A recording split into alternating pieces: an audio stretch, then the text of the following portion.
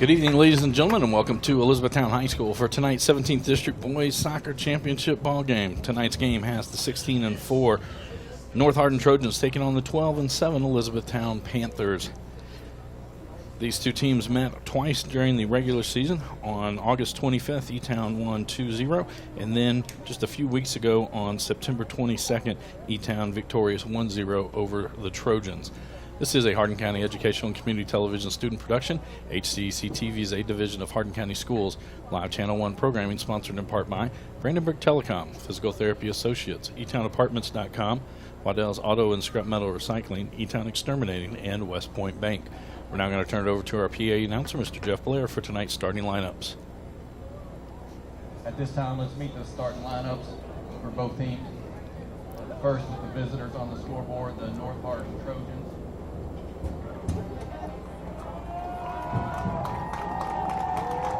Number 3, Miles McGall. Number 5, Rakai Hanley.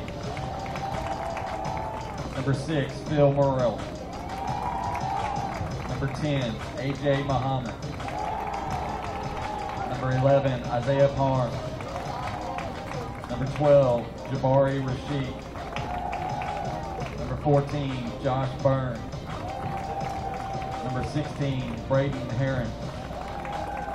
Number 21, Jaden Matthews. Number 15, Luke Lynch. And in goal, number 29, Joey Stankovic. Head coach for the Trojans, Jim Stone. Assistant coach, JT Stevens.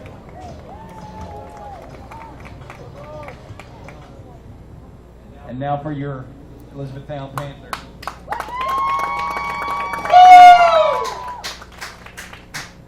Starting in goal, number 1, Camden Rich. Number 2, Aaron Silva. Number 3, Jagger Ireland. Number 4, Nick Blair. Number 9, Aiden Walls. Number 10, Cole Varela. Number 11, Zach Berger. Number 18, Noah Butts. Number 23, Gavin McGovern. Number 24, Kobe Ryan. Number 25, Jack Robinson. Panthers head coach, Corey. So there you have the starting lineups for both teams. Again, both of these teams move on to next week's region tournament. That will be held at Thomas Nelson in Bardstown. We do want to congratulate the Central Hardin Bruins, winners of tonight's girls matchup that was played earlier today at North Hardin. They defeated the Elizabethtown Panthers 1-0 in that. Both of those teams move on to next week's region tournament. That will be held at John Hardin High School. We here at HCEC-TV will have all of the games for Central Hardin and Elizabethtown in that tournament. Both of these teams came in off victories yesterday. For Elizabethtown, a 9-0 win over John Hardin. And for North Hardin, a 2-0 win over Central Hardin in last night's nightcap. Quickly down the starters. First for the Trojans, Miles McGall, Rakai Hanley, Phil Murrell, AJ Muhammad, Isaiah Parms, Jabari Rashid, Josh Burns, Braden Heron, Jaden Matthews, Luke Lynch, and in goal tonight for the Trojans, it'll be Joey Stankovic. For eTown, Aaron Silva, Jagger Ireland, Nick Blair, Aiden Walls, Cole Varela, Zach Berger, Noah Butts, Gavin McGovern, Kobe Ryan, Jack Robinson, and in goal tonight for Elizabethtown, it will be Camden Rich. It's like it'll be Elizabethtown. They'll have the opening kickoff tonight. And 40 minutes in each half.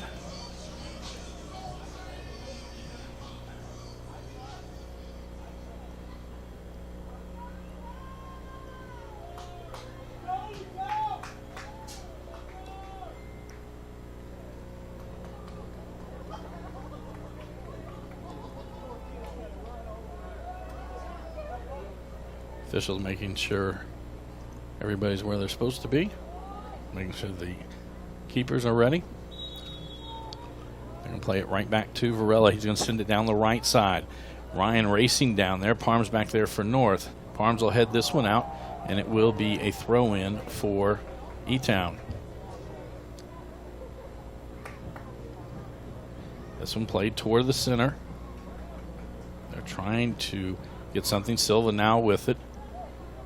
Trying to get it in again. North closed that one out pretty quickly. Walls keeps possession to Silva. Now to Varela, who goes down. And that one will be outside to Rashid.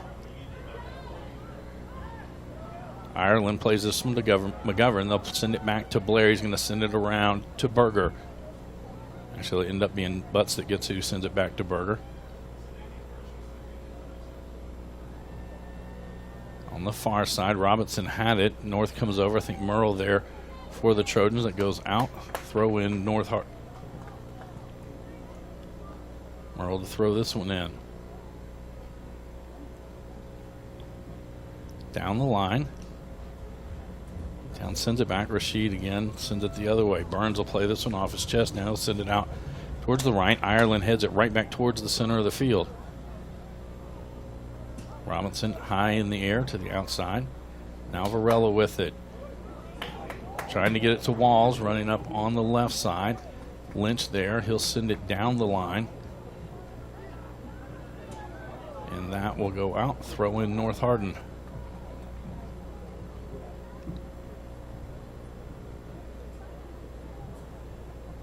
Merle to throw this one in.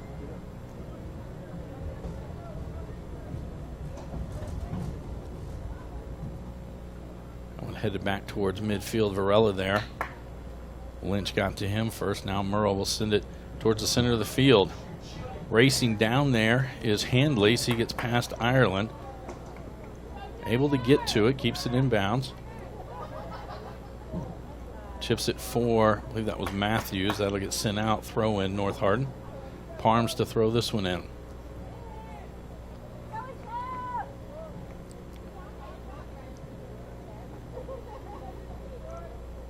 Send it in for Heron.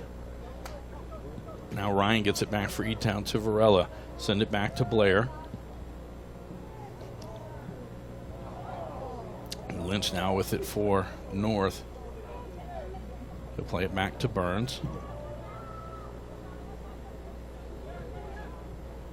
Lynch now going to get this one. Rashid now down the far side. Racing after it. I believe it was McGaw out there. They'll play it back to Rich. Rich will send it back out eTown's left side. North able to keep it on this end. That one goes off one of the defenders. I believe that was Blair who clears it out. Merle gathers it in. He'll chip it back towards the box. That's going to get through. Rich will slide over and just pick it up. Be able to punt this one away.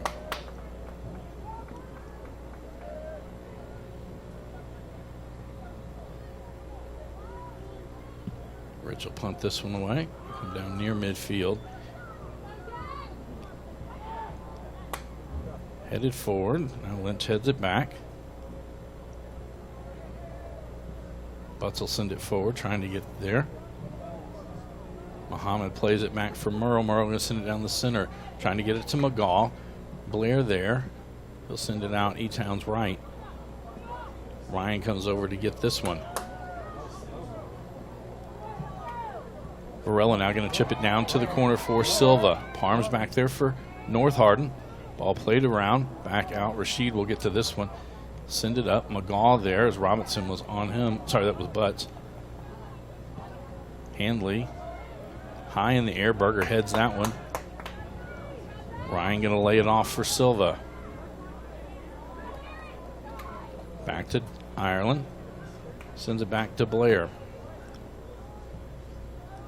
Out to the far outside, trying to get it to Butts.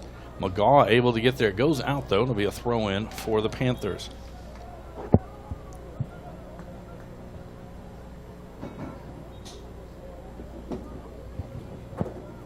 Throw in down the line to Walls.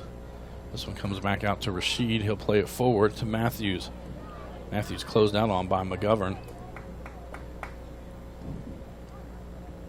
Back now, Heron had it knocked away. McGaw will head this one back towards midfield. Varela going to turn and send it down the right side. Parms back there for North. That's going to go out off of him. It'll be a throw-in for the Panthers. Ryan to take this one. Gets it into Silva. Silva takes a shot. It's going to go wide left. And goes over the end line, and that'll be a goal kick. Oh, they're going to say it goes off north, and so it'll be a corner kick for Panthers. Butts to take this one.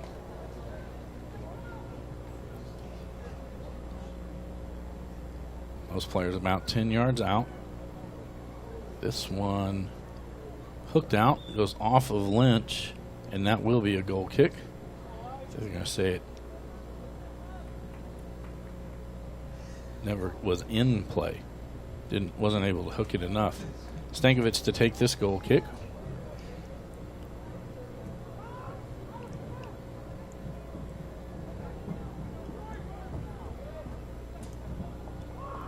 This one down the middle. Silva sends it towards him. McGaw going to chip it towards eTown's right side. Blair will play it back to Rich. Rich will punt this one away back near midfield. Rashid heads it, goes back in the opposite direction. Now Blair is there.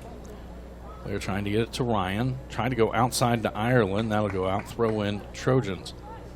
Handley with it. It'll end up being Parms who will take this one.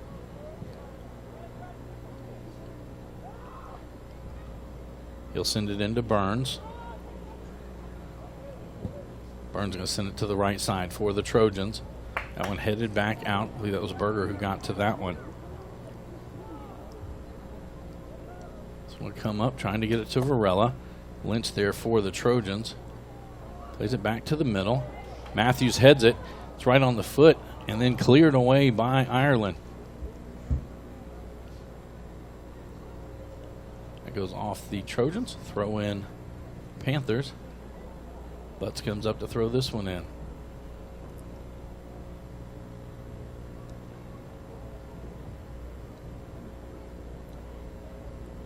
This one around to Blair. To the right side, trying to get it to Ryan. Parms heads that one. Silva with it. Keeps possession. Plays it to the middle. McGovern trying to get it to Varela. Muhammad gets it back for North to McGaw on the outside, but they turn it right over to Butts. Butts going to chip it through. Lynch sends it out. Muhammad comes back. Now it's going to be chipped to the outside. Butts there, and Murrow's going to go off of Murrow, throw in eTown. Butts quickly going to throw this one into McGovern. Heads it towards the box. And that one goes out. It'll be another throw in eTown. Again, Butts will send this one in. 8 minutes into the first half of play, scoreless between the Panthers and the Trojans. That's going to throw this one back to Blair.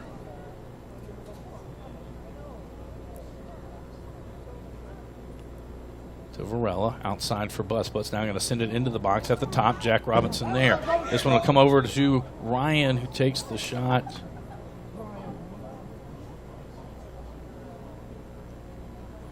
I did not see what the call was. I don't know if it was offsides or a foul. Stankovic will take this one at 16 yards out.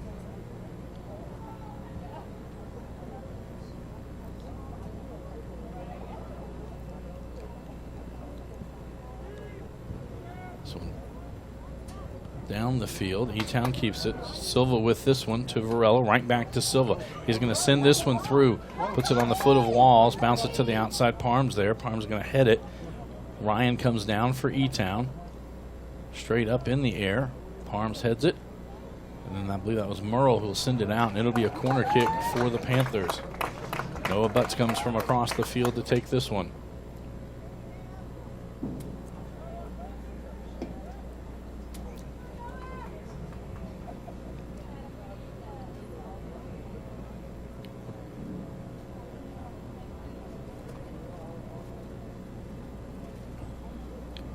Towards the backside. Headed, and we'll go over the end line. And that'll be a corner kick from the other side. And Noah Butts starts the long jog across the field.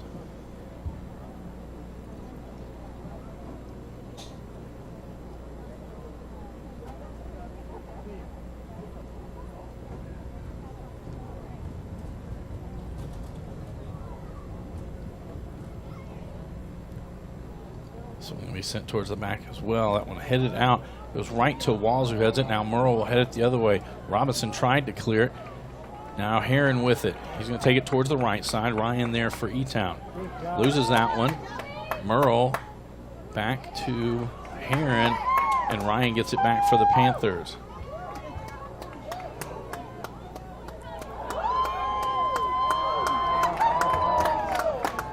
Now Silva with it. Lynch will clear that one out. Throw in for eTown. It'll be Butts who takes this one.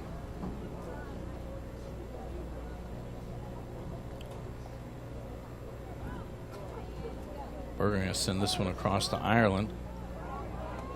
Handley gets there for North Ireland, plays it back to Blair.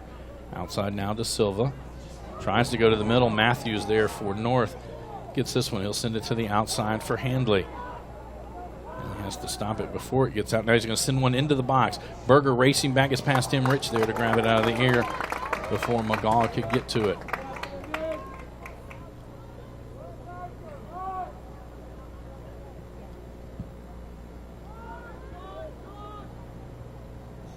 Barnes counted that one, and now it'll be Rashid who sends it out. That's going to be out, and a throw in for eTown. It'll be Butts who will send this one in.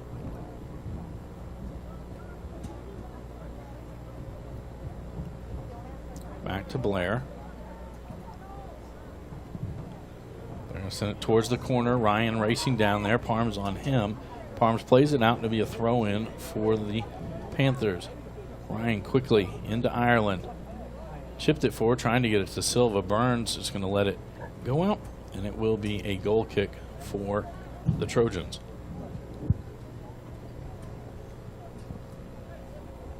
Stankovic to take this one. 27:50 to go in this opening half. Right near midfield, Ireland plays it to McGovern. He'll send it back to Berger. Now to Silva. Coming into the middle, McGovern gets it back for the Panthers. Muhammad has it, loses it. Now Lynch will send it up North Hardin's left side. Blair and Herring going after it. Blair will play it back to Rich. Rich will send this one back down the center of the field. Varela heads it towards the outside to Silva. Now it'll be Rashid who gets it back. Parms has it. Parms going to try to send it to the far side. Butts gets there first. Play it back to Butts. Now he's going to send it down eTown's left. That'll go outside. Or out of bounds, sorry. And they'll throw in for the Trojans. Merle to take this one.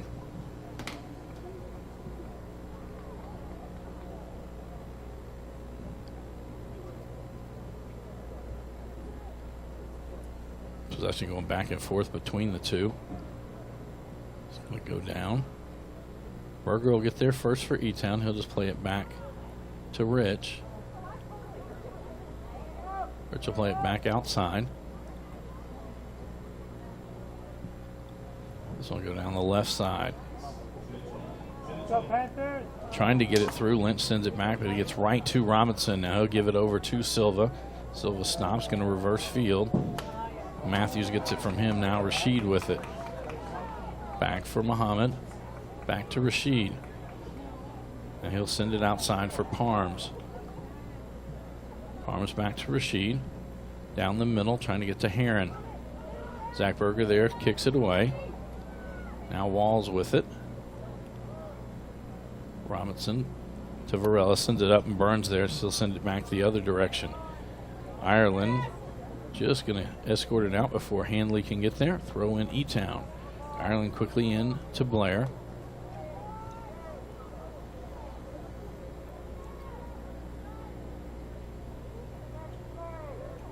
Blair again going to send this one down the right. Burns back there will head it back towards midfield.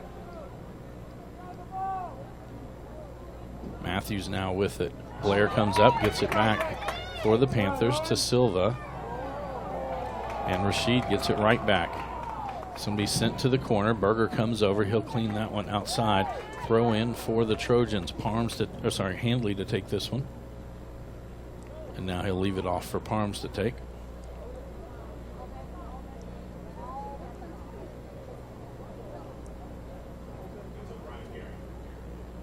It's going to be thrown near the top of the box. I think that was Robinson that kicked that one out. Varela with it. He's going to send it down the center of the field. Lynch will get back there and just guard it. It's sent to the outside. Parms gets this one in. I think that went off of Lynch. Matthews going to heads this one towards the middle. McGovern there for eTown. He'll send it back down. Varela heads it right back to Silva. This one popped in the air. Varela heads it forward. Lynch gets to it, and there's going to be a foul call, and it'll be a free kick for the Panthers.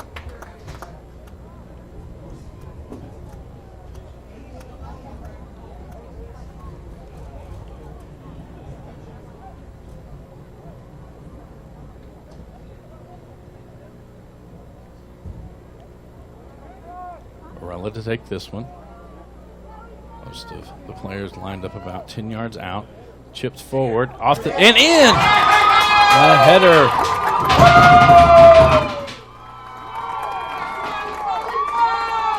So eTown takes the lead on that set piece. Nick Blair getting credit for that one. As he headed it in past Stankovic. 23:55 to go in the first half. Varela with the assist.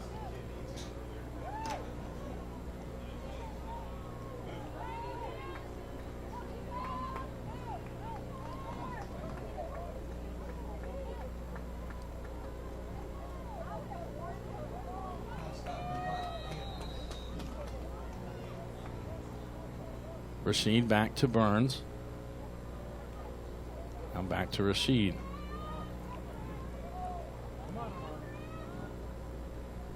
McGaw plays it outside to Handley, who's going to give it right back to McGaw. He's trying to find Matthews. It goes off his foot and out to North Hardin's right, and that will cross the end line, and it will be a goal kick for the Panthers.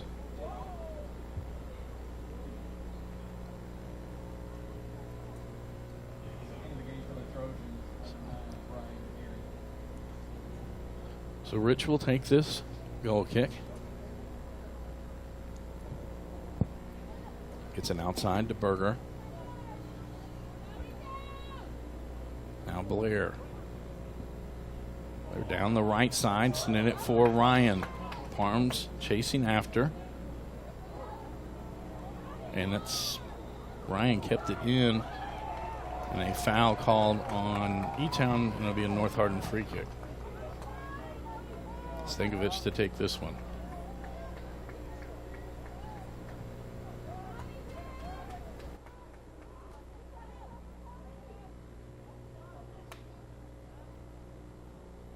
Headed out. Throw in for the Panthers. Varela to throw this one in. He's going to hurry it, throwing it into the right. Lynch gets to that one first. Now Rashid with it to play it outside to Hanley. Right back to Rashid. To the middle to Muhammad. They'll get it to the outside. It's going to be chipped down forward for McGaw. Able to get to it. He'll cross. It's going to go all the way through and over the goal post, and that'll be a goal kick for the Panthers. It's really one of the first times that North has had a threatening offensive play on this end. eTown has had possession most of this first 19 minutes that we've had of play. Berger out with it on the far left side for the Panthers.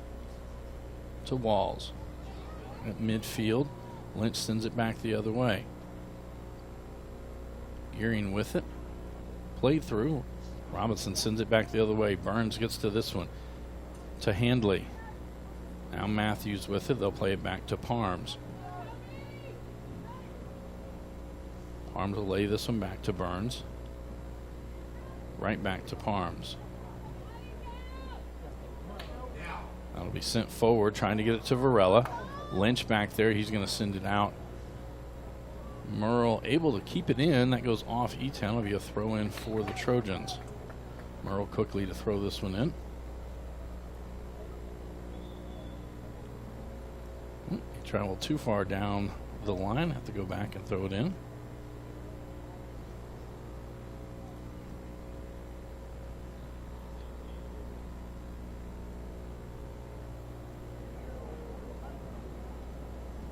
Matthews will head that one, trying to get it to Gearing. Butts heads it back the other way. Bouncing around. Lynch now send it down the right side. Blair sends it back. Now Berger. Ball just going kind of back and forth between the two teams. Throw in for the Panthers.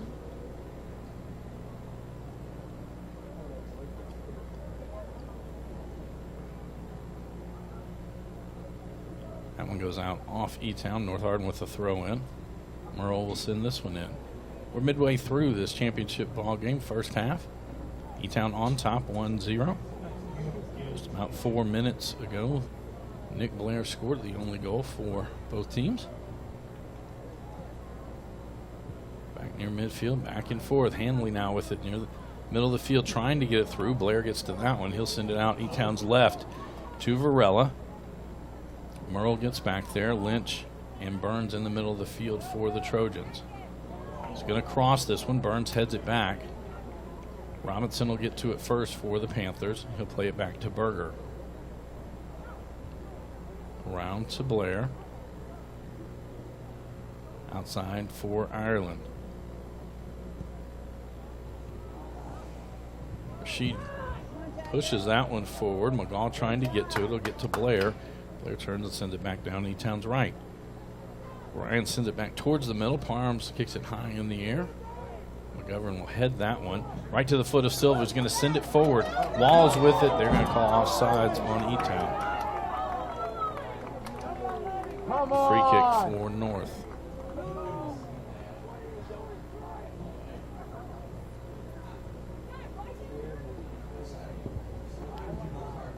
Burns will send this one up. Out to Muhammad. Butts gets it back for the Panthers. This will come back into the box. Stankovic raises the hand. He'll scoop this one up. Be able to punt this one away.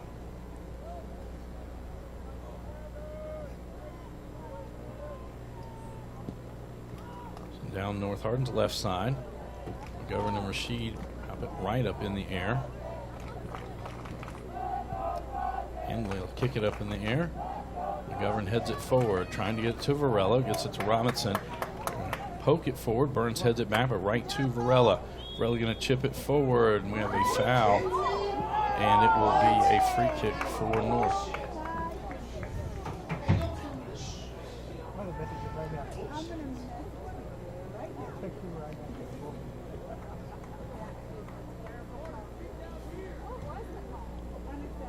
Burns will take this one. 17:35 to go in the first half. It's outside to Lynch. Blair plays this one.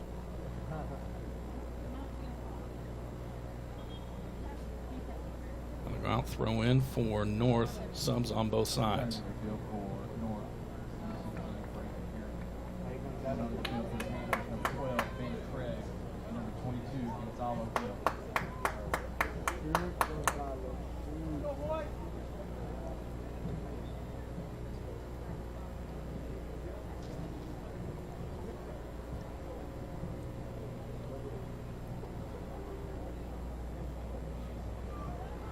Headed up.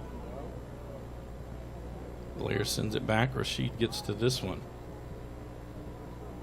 All going back and forth again. Now Matthews with it. Heron has it. Now it'll be Matthews who has it. He lays it outside. Trying to cross. It goes off of Butts. Trying to cross again. I think it was Blair that kicks that one out. Matthews sends this one back outside again to Gearing. That back out, and it'll be a throw in for the Trojans.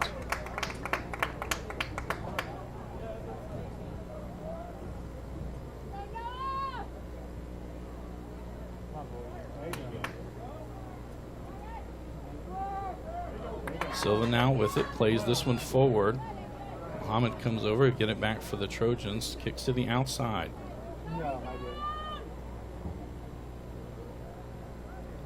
And that'll go off North, throw in for the Panthers. Butts to throw this one in.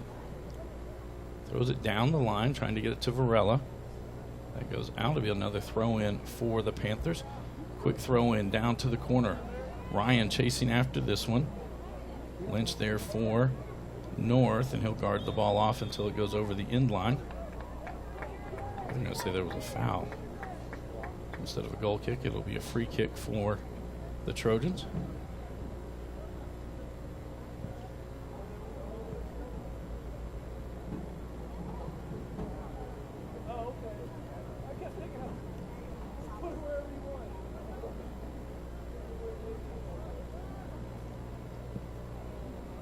Down the right side.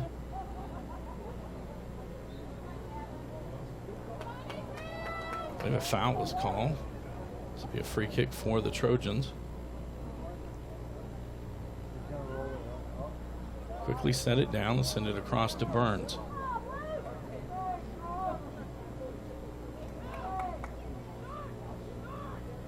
Burns back with it. Craig provides the pressure. Now for Rashid. Aaron turns. That's going to go off of one of the defenders, and Rich actually does a good job keeping it in. They'll be able to punt this one away. If he hadn't gotten to it, it would have been a corner kick.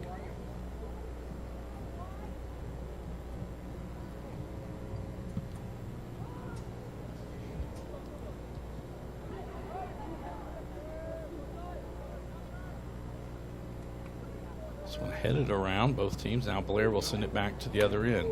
Lynch gets to it. Hanley puts it in the air. Matthews will head it forward. Blair gets to it. He'll leave it off for Berger. And McGovern to the outside. Gearing gets it, but goes right to Ryan. And Hanley going to send this one forward. It's off an eTown player right to Rich.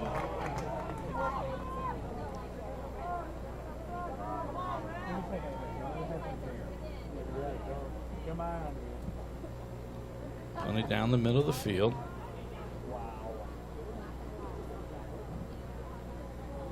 Outside to Craig.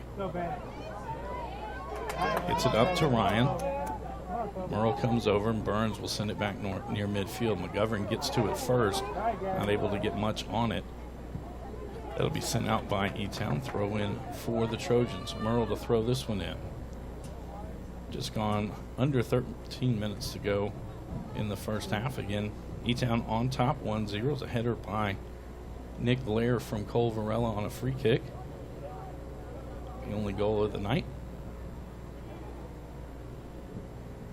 That goes out. It'll be a throw in for the Panthers. Ireland gets this one into Blair.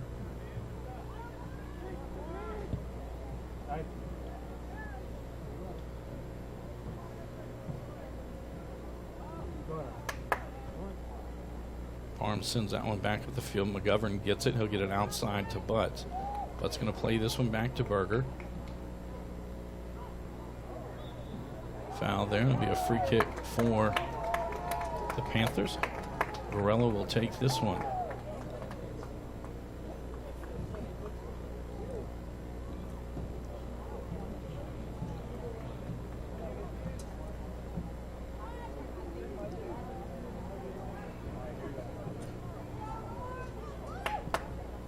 It's going to be sent near the right side or left side of the goal. Headed up, and that'll go out. It should be a corner kick for the Panthers. Butts will head down there to take this one.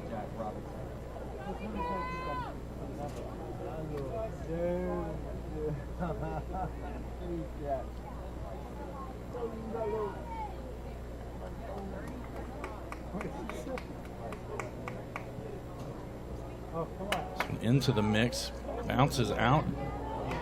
Robinson not able to get a clean foot on that one. Ryan will take it to the outside. Matthews gets there. Matthews going to hold Ryan off. It goes over the in line and will be a goal kick for the Trojans. 11 minutes to go in our opening half of play. Again, earlier tonight, it was the Central Hardin Bruins defeating the eTown Panthers in our girls 17th District Championship game. Both of those teams will move on to next week's region. That'll be held at John Hardin High School. We here at HCEC-TV will have all of the Central Hardin and Elizabethtown games in that tournament. We're here for our boys district championship between eTown and North. Both of these teams advance on to next week's region tournament at Thomas Nelson High School in Bardstown. Play this one back to Burns. That one taken away, poked out by Varela. Burns right on the side. That's going to go off of Ryan. That'll be a throw in for North. Subs coming in.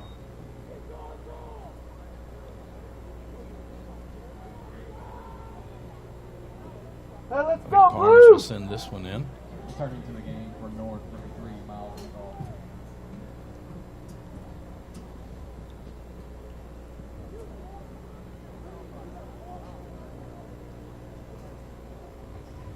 Mark it ready. Arms down the line. Matthews with it. Blair takes it away. It's going to be kicked out. I say it went off North and throw in for the Panthers. Ireland to throw this one in.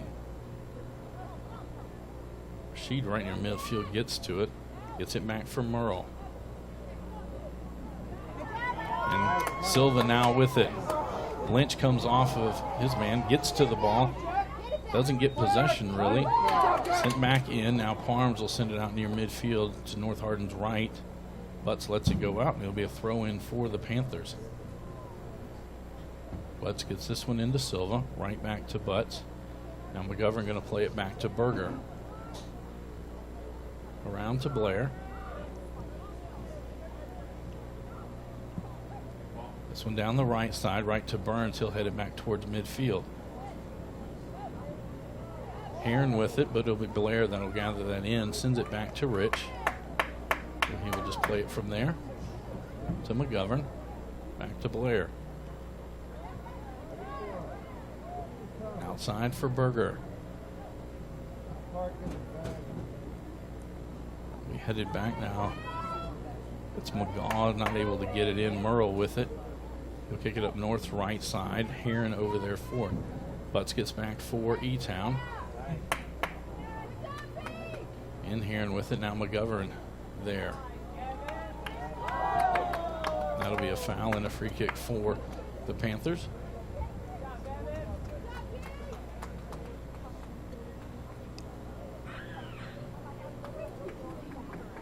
Looks like Blair will come over to take this one.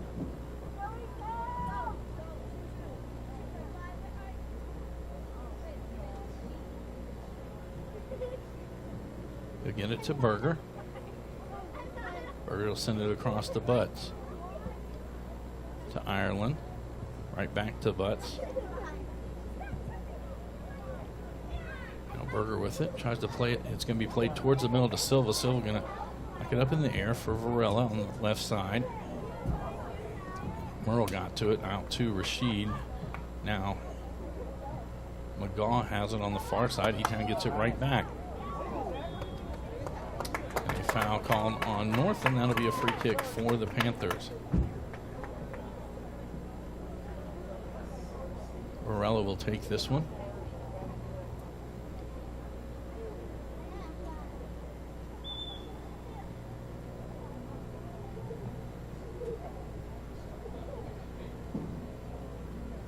Let's go, Gavin!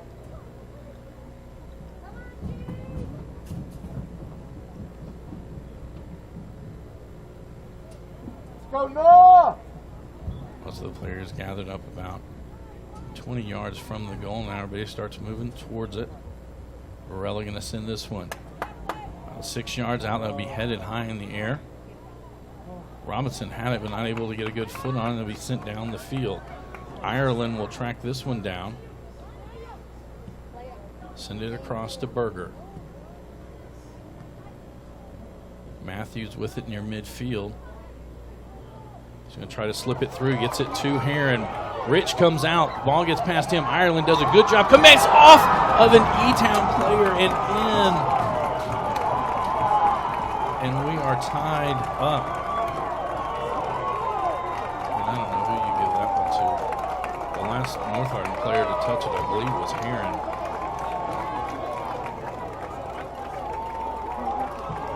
.6:27 to go in the first half of play.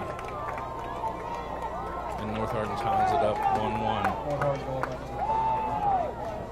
is a Hardin County Educational and Community Television student production. HCEC-TV is a division of Hardin County Schools. Live Channel 1 programming sponsored in part by Brandenburg Telecom, Physical Therapy Associates, eTownApartments.com, Waddell's Auto and Scrap Metal Recycling, eTown Exterminating, and West Point Bank.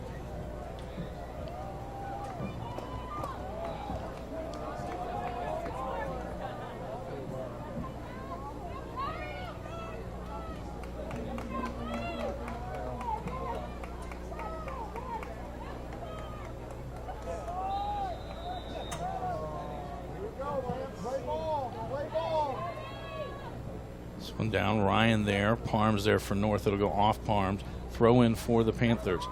Ryan to throw this one in, quickly get it into Silva. Silva to the middle. Varela with it. Shot there, just high. I believe that was by Walls who took that one. Be a goal kick for the Trojans.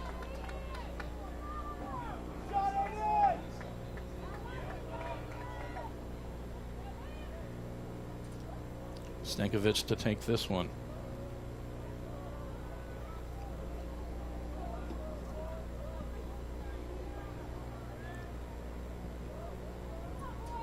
Win the ball!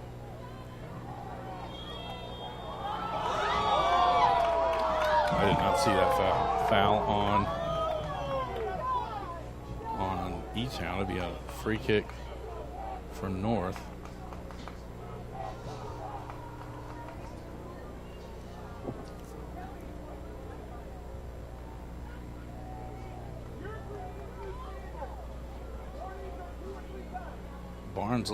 Burns looks like he's going to be the one who will take this one. Quickly up to it, sends it down the center. McGovern got it over. Silva will send it out. It'll be a throw in for the Trojans.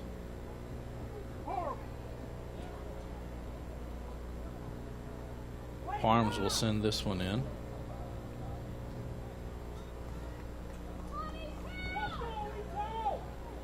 Throw it into Handley. Gets it to Heron. Back out. Muhammad tries to get to it. Ryan now with it for the Panthers. Gets it ahead for Varela. Varela going to try to play one through to Walls. Lynch there. He'll send it out. It'll be a throw-in for the Panthers. Under 5 minutes to go in the half. Varela now with the ball. Over to Ryan. Back to Varela. Varela. Matthews will clear that one. That'll go out. Throw in for the Trojans. Merle to send this one in.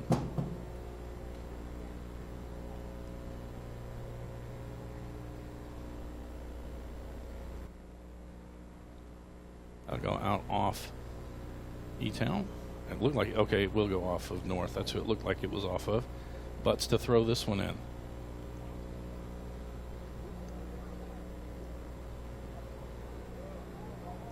McGovern now with it. He'll send this one in. Parms backs up.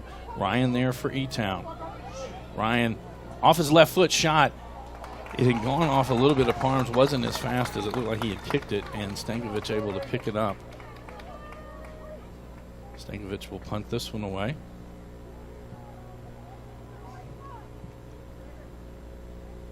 Heron heads it high in the air. Blair there plays it back towards the middle. Matthews headed outside for Handley.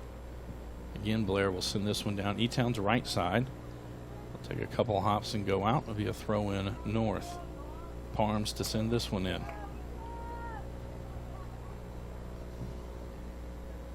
That's down the line. Matthews plays it back to the center. Regama there for the Trojans. Now Matthews with it. Matthews stops at the top. Blair applies the pressure. It comes out across to Heron. Heron tried to play it back to Merle, got behind him, and now Merle will trace it down, check it down near midfield. That one kept in. Silva with it. He's going to send it forward.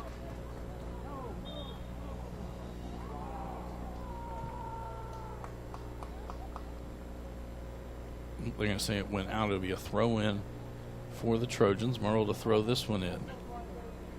2 minutes, 40 seconds to go in this half. That one back out. It'll be another throw in for the Trojans.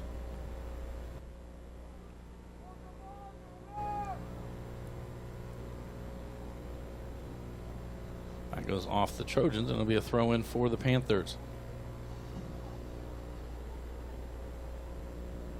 Send it to the middle. Trying to poke it to the outside. Ryan chases after this one. He'll get to it. Parm's there for the Trojans.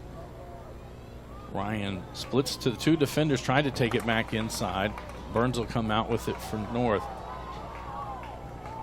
2 minutes to go in the first half. Outside to Heron.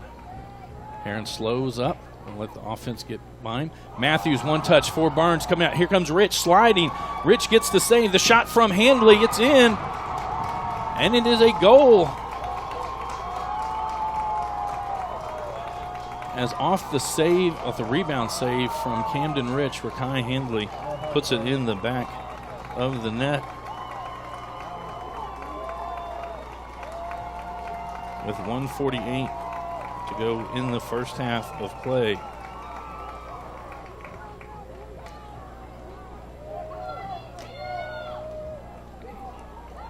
Tune in weekly for all local HCEC-TV programs, airing on Brandenburg Telecom and Comcast Cable Channel 2, Spectrum Communications Channel 184. You can always check out our past broadcasts on our YouTube channel.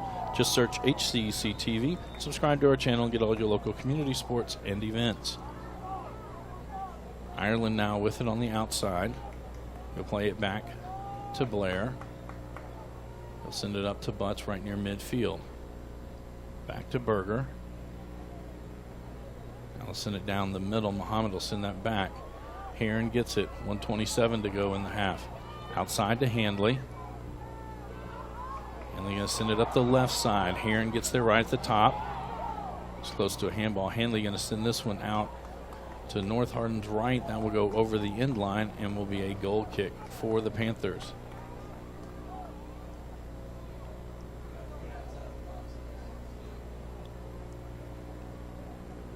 Rich will take this one. Under a minute to go. Lays it off to Berger.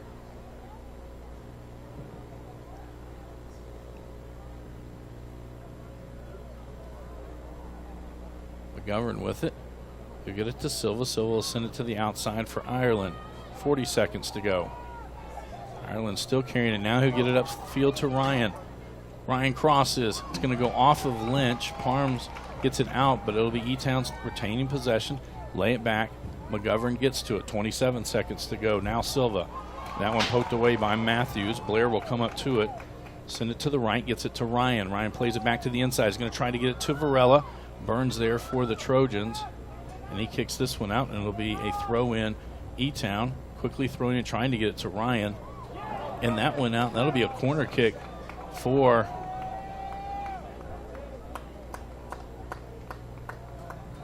and that will do it as our first half comes to a close.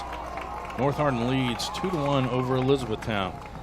This is a Hardin County Educational and Community Television student production. HCEC-TV is a division of Hardin County Schools. Live Channel 1 programming is sponsored in part by Brandenburg Telecom, providing service for all your telecommunication needs.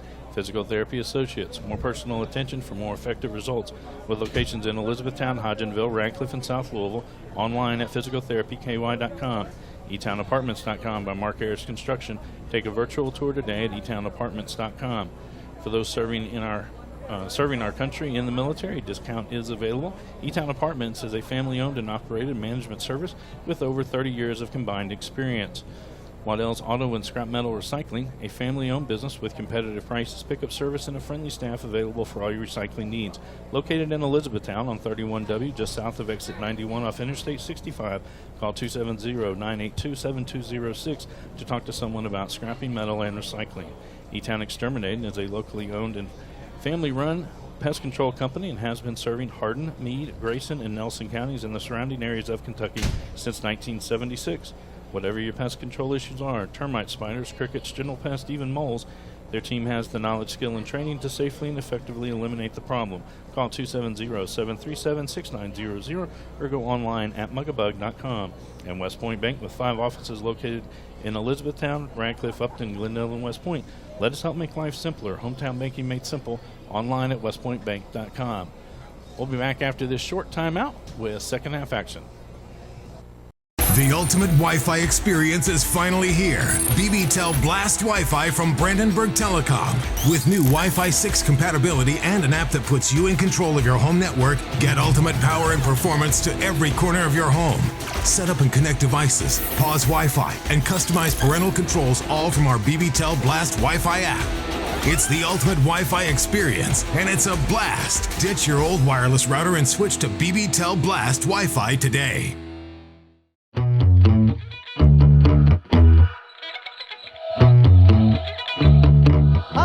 Cox with HCEC-TV. Today we're going to talk a little bit about Brandenburg Telecom, and we have Shane Witt, Customer Relations Manager for Brandenburg. Shane, how are you? I'm doing good, thank you. Can you tell us a little bit about yourself? Yeah, I started working for Brandenburg Telephone Company in January of 2011. I've been there for almost 12 years now. I've done a little bit of everything at Brandenburg Telephone. Started out on line crew. I've done some troubleshooting, installations, dispatch. I keep telling people they can't find anything I'm good at, so they just keep moving me from department to department. Well, they could call you a jack of all trades. So, can you touch a little bit on the background and the history of Brandenburg? Yeah, so we started in 1950, established in 1950 from the former Meade County Telephone Company. So we're going on over 72 years now in the community. We started out with just telephone services, and now we're doing internet, cable, security, and surveillance. And we offer a new line of cameras called Arlo, and we also offer our BBTEL Blast Wi-Fi services.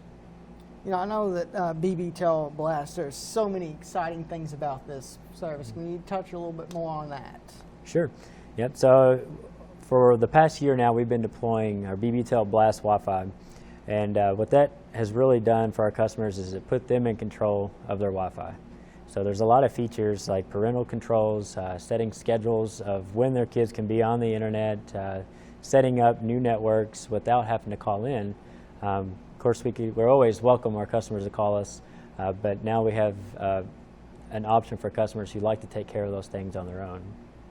And somebody that has a small little nephew that loves to get into everything, it's so important to be able to kind of restrict what they get into and what they might accidentally stumble upon on the World Wide Web. Absolutely, yeah, and my kids probably don't like it that we have that app, because anytime they get in trouble, I can just turn their internet usage off just by my telephone. It sounds like something you can't not have. That's right. After having it, I couldn't imagine not having the capabilities of controlling my internet without having to call into the office. So can you talk a little bit about how important it is to invest in the community? Yeah, so it's really important to invest in the community, invest into kids and that want to take advantage of our co-op program and student workers, because a lot of those kids that we've used for a co-op program have decided to stay at the telephone company, and we have some people, that's where they started, and they've been there for 20 plus years now. So it's really important to invest in the community, because it often comes back. Hardin County is just one of the greatest areas in the state, and I'm biased because I work here, but you know, so many great talents, and just being able to find just those diamonds in the rough and be able to just watch them grow just from that young age, and people that are potentially future customers of Brandenburg that get to work there and experience all the stuff that you all have to offer. And speaking of all the things that you have to offer, you've been so gracious to help us provide live sports coverage for the past 20 years. You and Brandenburg Telecom are the only reason that we're able to show all the parents out there their kids in live sports action every week, sometimes multiple times a week, and we just have to thank you. Yeah, so it's a good partnership and relation that we have with HCEC-TV, and a lot of our student workers that come through Brandenburg Telephone Company in our central office, they aid support with HCEC-TV, and it is a good service to give back to the community. You know, myself, I have a son that plays soccer, and sometimes in Hardin County, and you know, I may not always watch it on Channel 1, but it's kind of nice to say, you know what, I want to watch that when it comes back on. I want to see that play that I may have missed, or and I want to see again. So I really enjoy the ball games that are shot by HCTV. You know, and always being able to say, hey, my kid was on TV. That's right. So if anybody wants service from Brandenburg Telecom, what's the easiest way to get hold of it? Yep, the easiest way is the old-fashioned telephone. Just give us a phone call and let us know what services that you'd like. You can always shop on our website and kind of get an idea of, you know, how much internet do I need. We do have some tools on our website that bandwidth calculators that let you say, okay, I have 10 TVs that I'm streaming on, and it gets you an idea of what package that you would need for your home. And with everything being connected to the internet now, something like that is so important because you may not realize all the devices that you have that's getting something from the internet. You're exactly right. And one thing that's really changed in recent years is it's not all about the download speeds anymore. Now you got to consider upload speeds. So think about, you know, churches that are streaming their services on Facebook Live. You know, that's using upload. One thing that we're really proud of in all of our fiber services, every speed package we have is symmetrical. So you don't have to worry about determining how much download do I need versus how much upload. You can just focus on how much download do I need and know that I'm going to get the same upload speed and I have no data caps. Brandenburg Telecom is the place here in Hardin County to get internet and any other thing you need. Thank you so much for sponsoring us. Thank you so much for all the great work that you do. We really appreciate it. Absolutely. Thank you. And let's go back to some live sports action.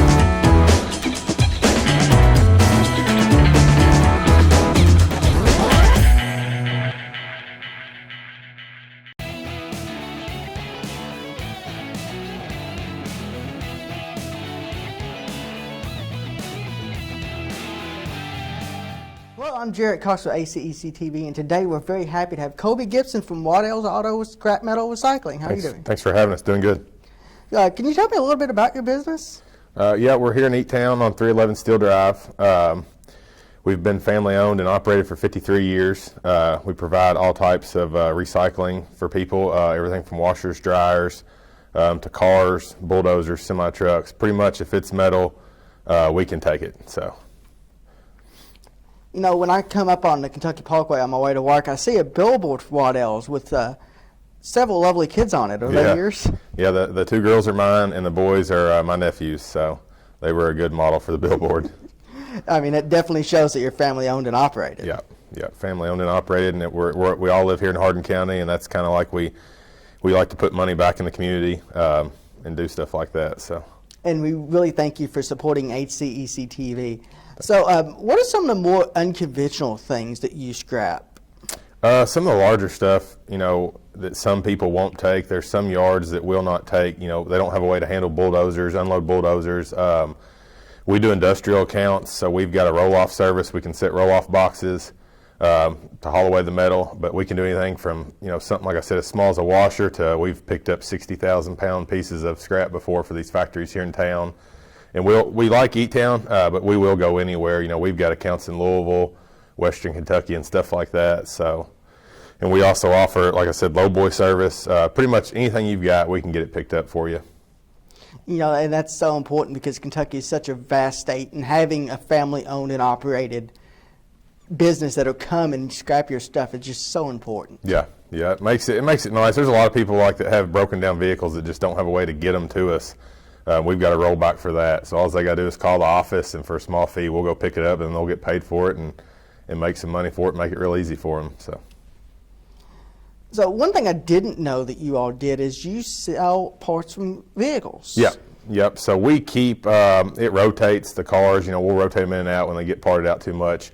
I mean, we've had as many as 1,000. We try to keep 500 to 1,000 just to have parts for people. This day and age, as expensive as everything's getting, it's nice to be able to go buy a used part and save some money. So you're telling me the next time that a deer attacks my car, I'll be able to go to your... Yep. Hopefully we'll be able to have everything, and if not, we can look it up and find it for you. So one thing also that I didn't know is you all recycle things like washers and dryers and refrigerators. Yep, pretty much anything that's metal we take, and it's not just steel items. We take aluminum cans, batteries, copper, all that type of non-ferrous metal as well. So I know that you're based in Elizabethtown. How long have you been in the area? As far as in eTown, it would go back to the early 2000s, but they've been in business for, like I said, 53 years. So did a lot of mobile car crushing back then. So it's just, but kind of got our roots here close to home now, and that's where we'd like to stay. Yeah, and it's so important once you get grounded in a place to want to stay. And we really appreciate you supporting this local TV station and the local school kids by providing the live sports coverage and all the other things that your contribution helps us do. So thank you very much. All right, we're proud to. Thanks.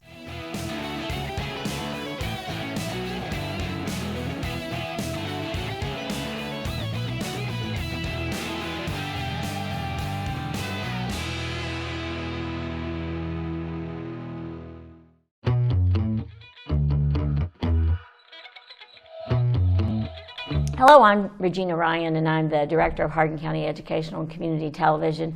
And joining me today is one of our longtime sponsors, Sean Rich with eTownExterminating.com. Sean, you all have been with us since the beginning, and without your support, we couldn't do what we do. Can you tell us about the company and when it got started and the background of how it got started? Well, first of all, I'd just like to say thank you for this opportunity. We love to be able to be in this position where we can support Hardin County Educational Channel with all the athletic sports that we can. We feel like it's very important to do that. As far as our company, we are actually celebrating our 45th year this year, as of this month. And we're really excited about that. But as far as the company, we are a full-service exterminating company.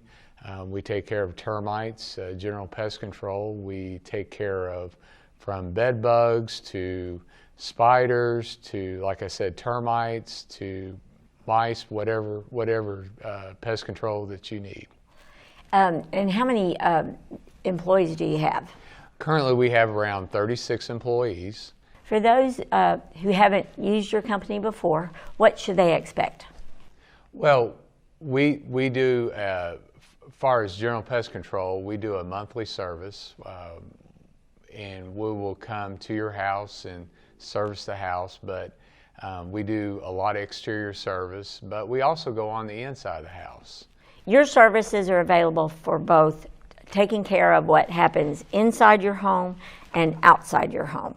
So in regards to a client reaching out to you, what should they expect when they come to do some service inside the home for termite control, roach issue, bed bugs, all the things that happen within the house? What should they expect? When a technician comes to the house, they will inspect and they'll assess what needs to be done. Everything that will be done will be told to the customer prior to the treatment. We do have protocols in place with everything going on with COVID right now. We will wear a mask, we'll wear gloves, we'll sanitize our tanks, our hands, everything. So we make it as safe as possible for our technician and for the customer. And exterior is wise. Yes, we do a lot of service on the exterior. When we assess the property, we'll see where insects are coming into the building. We will make treatments on the outside, but also we'll make recommendations to those customers. If there's something that needs to be sealed or caulked, or a door jammed, or a sweep on a door needs to be fixed, then we'll tell the customer about that. Now, besides that one-time service, it's really important to do monthly. Yes, we have a monthly service. What we do is we assign that customer with a regular technician. Majority of our technicians have been with us for years, so you'll have the same person each time. But they'll give you a call the night before, set up a time for an appointment.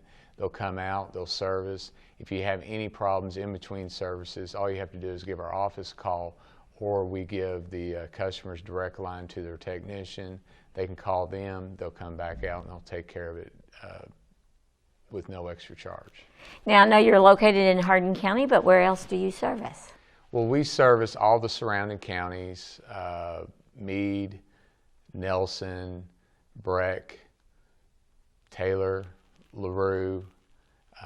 We service about 9 different counties. So, not that anybody wants insects in their home, but what are the most popular insect that you deal with?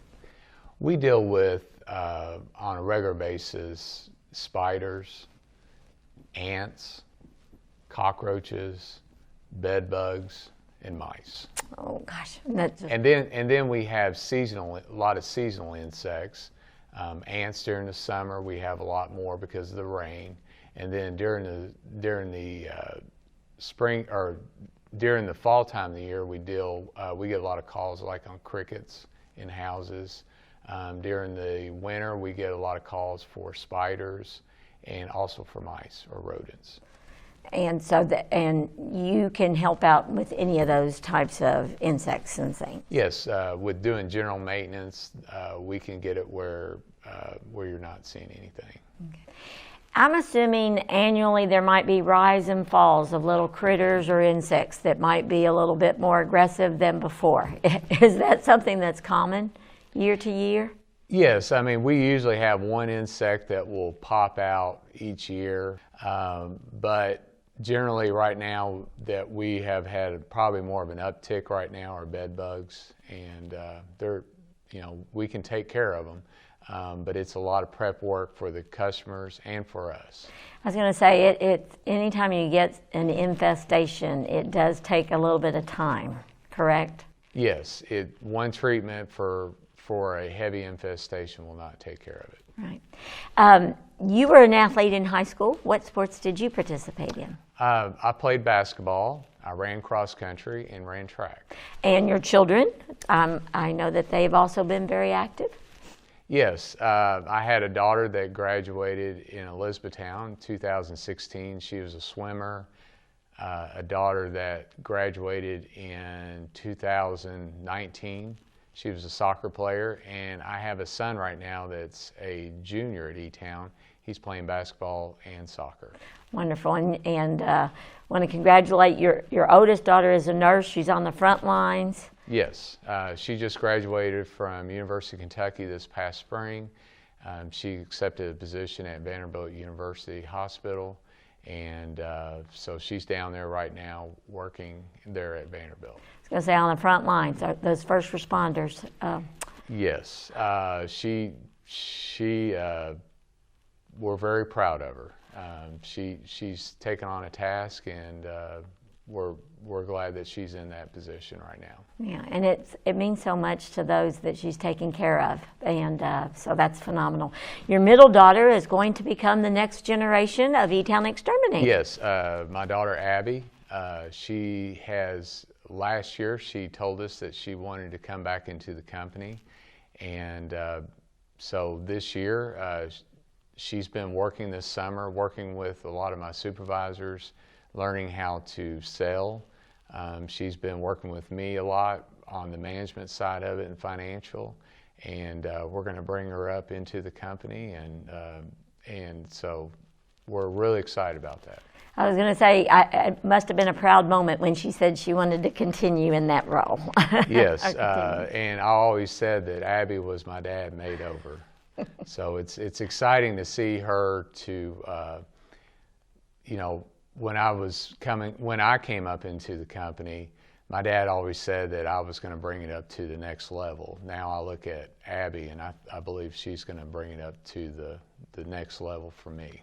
That's wonderful. Now, people that would like to get in touch, what do they do? Well, they can call us. Our phone number is 270-737-6900, or our website is www.muggabug.com. That's muggabug.com. Amazing, and really the nice thing about it is you get to talk to a real person. Yes, we have 4 wonderful administrative assistants in our office, and they will talk to you live. It really makes a lot of difference. And you're in the communities that you serve.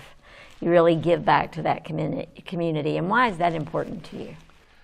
Well, as a family-owned company here in the community and as a product of this community, I feel like to reinvest into the things like this in sports, athletics, or a lot of other programs that we invest into with the Hardin County school system and with the Elizabethtown Independent School System, that we can give opportunities to these kids that normally they wouldn't have money or the advantages of doing that.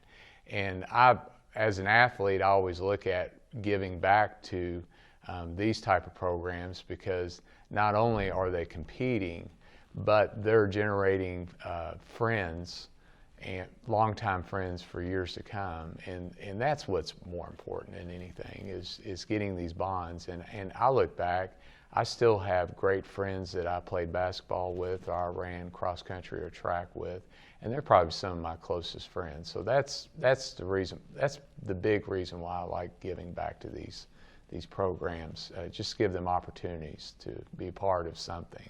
Well, and developing those relationships, you know, from assigning a specific technician to a resident to taking care of those relationships that you've established in the community. It's really what it's all about. Well, thank you, Sean, for being such a wonderful sponsor for HCEC-TV and Brandenburg Telecom's Live Channel 1 Sports. Without that support, we couldn't do what we do. And I just really appreciate it. Well, thank you very much for this opportunity. Well, now it's time to get back to our live sports coverage. So we're looking forward to seeing those athletes in action from all of our area schools.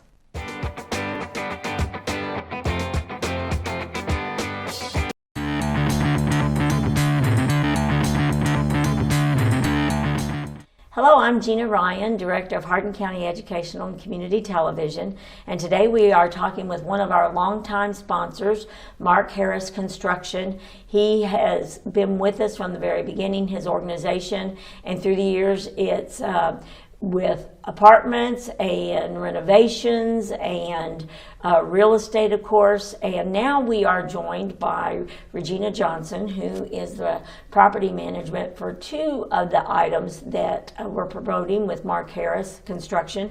Regina, tell us first, our audience, a little bit about yourself. Well, I've been a property manager for about 15 years, and so they stole me when they started building these two properties. So that's probably a very good. So she said stole, so you are a high priority. Yes. In terms of getting you on board. The two properties we want to discuss is the Black Branch Storage first. So tell us about that. So there's 339 units. We have climate control units, big, small, all different sizes. So you can store just about anything. Can you pay by the month or annual or 6 months? It's monthly, yeah, and it's gated, so everything is secure. There's an on-site kiosk where you can lease on-site. There's no manager on site or anything like that. You can also lease online. Well, that's really good with COVID running around and everything like that. So how long would it take to get a storage facility at that location? In just a matter of minutes. You can just go to the kiosk, or you can go to blackbranchstorage.com and lease straight online. Okay.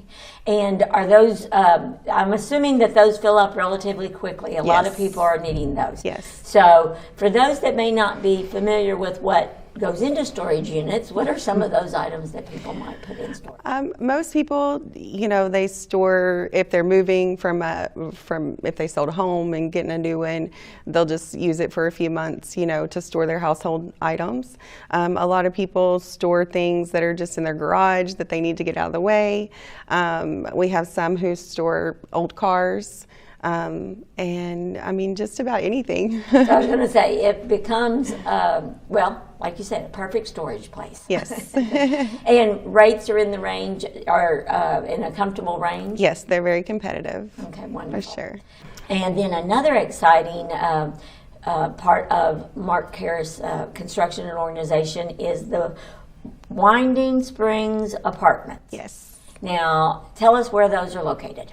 They are on Nicholas Street, close to downtown, close to Highway 62, close to everything. Okay, and what type of apartments in regards to bedrooms, things like that are available? These are all 2-bedroom, 2-bath luxury apartments. All the finishes are very modern and chic.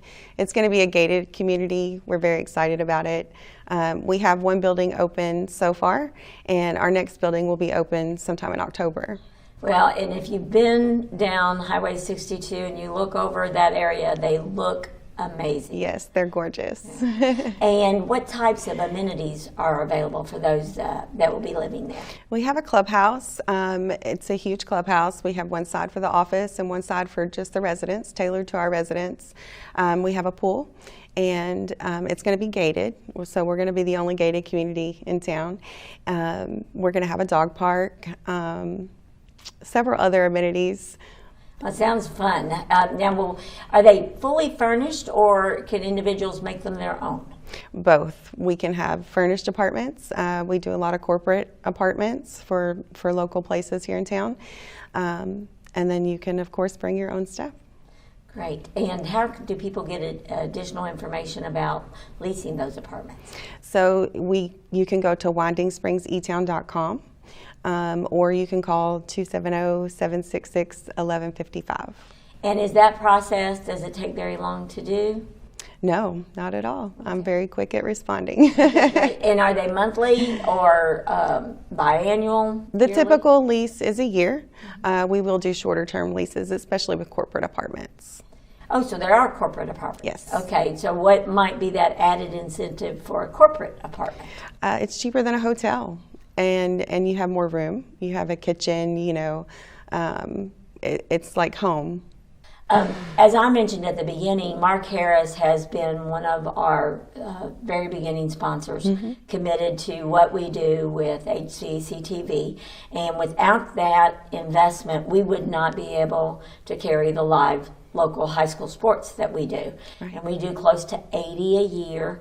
And it goes back to when Mark was an athlete in this local community, and his children were athletes in this community, and he is really committed to helping with that. So being a member of that organization, what would you like to add about that?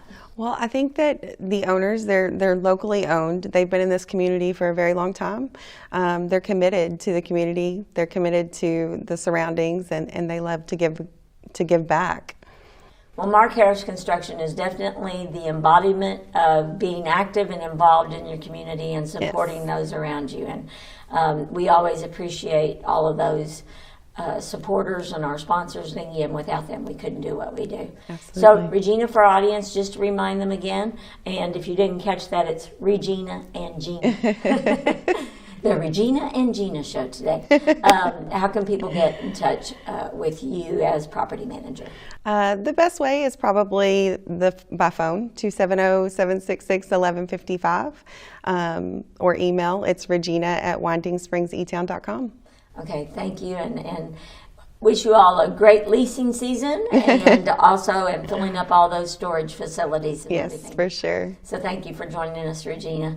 And thank you for watching our HCEC-TV, Brandenburg Telecom, live sports coverage.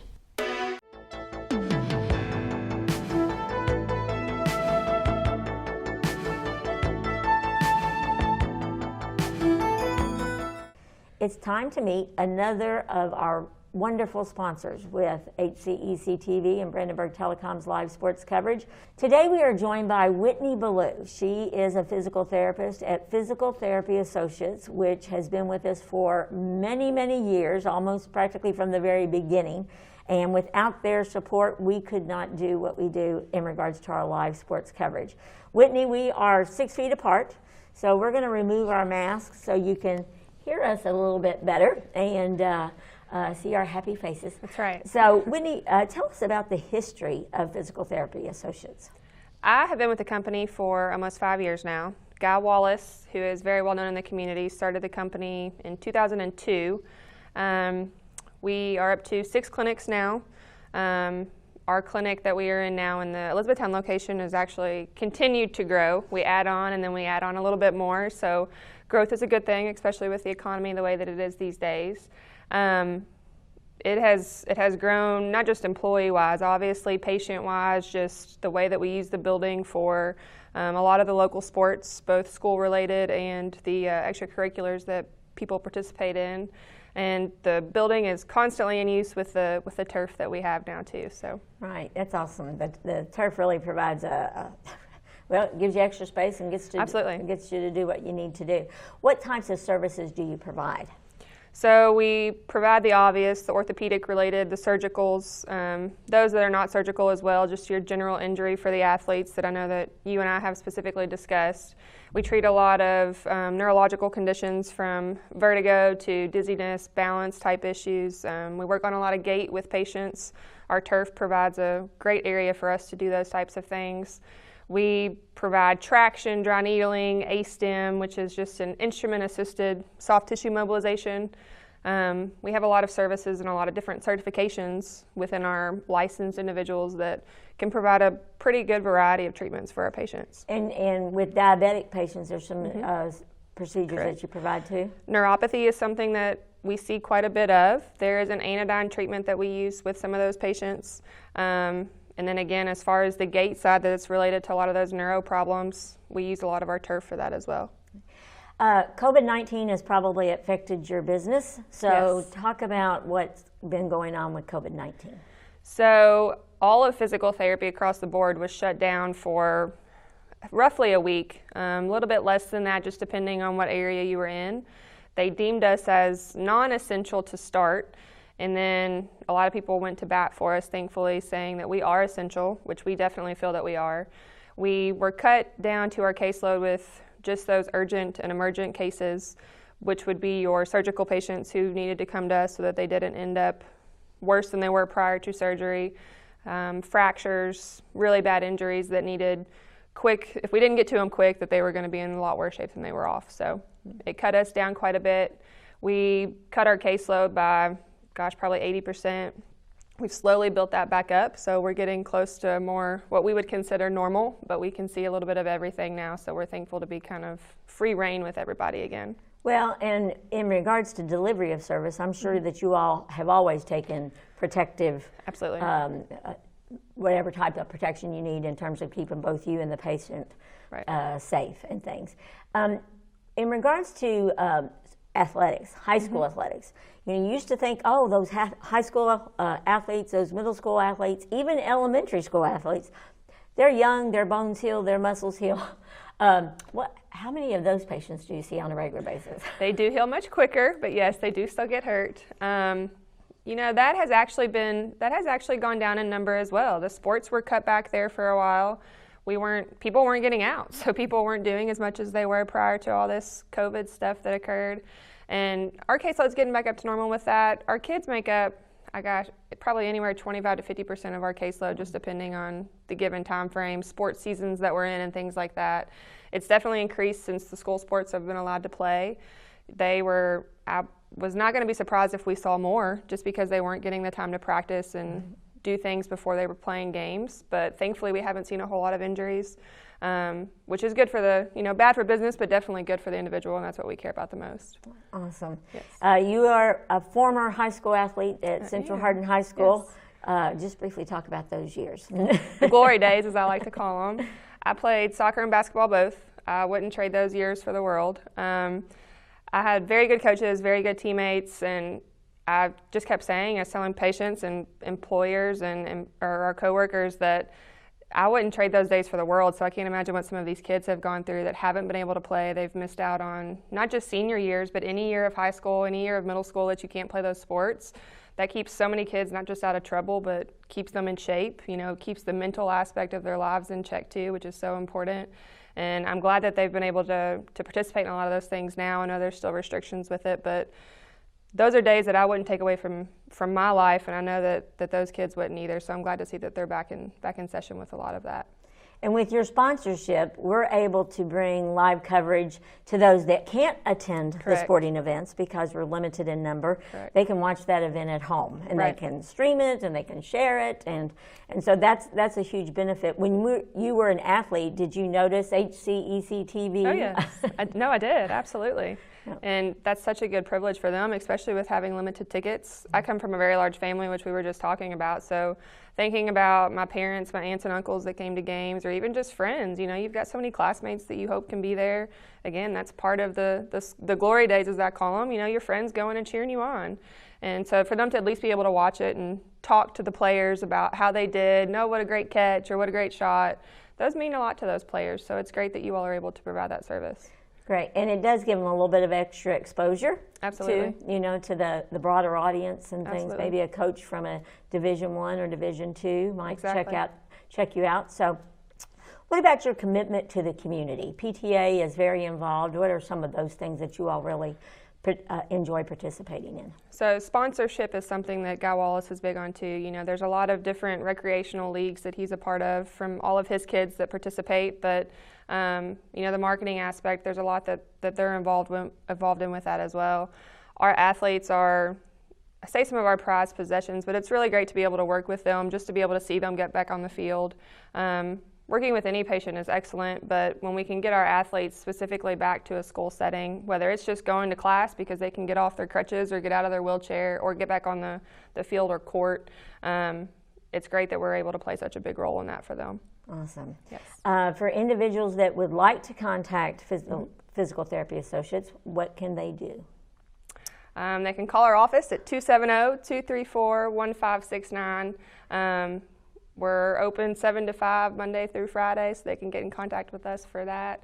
We also rent out our turf. Well, we did pre-COVID, but we've got 5,400 square feet of turf facility that we also use for some of those recreational activities that hopefully once we get a little bit lifted on our restrictions that we're able to start incorporating that again as well. Okay. And that turf application is really important. What I said it just gives you a wide open space, but what kinds of things take place in there?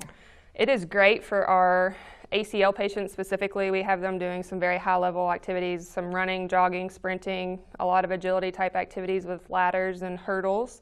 It's great for our neuro patients where we're doing gait and balance stuff, just trying to walk laps, working on getting from a walker to a cane, just being able to have that space where people can open up without feeling scared because we're too close to other tables or other patients and things like that.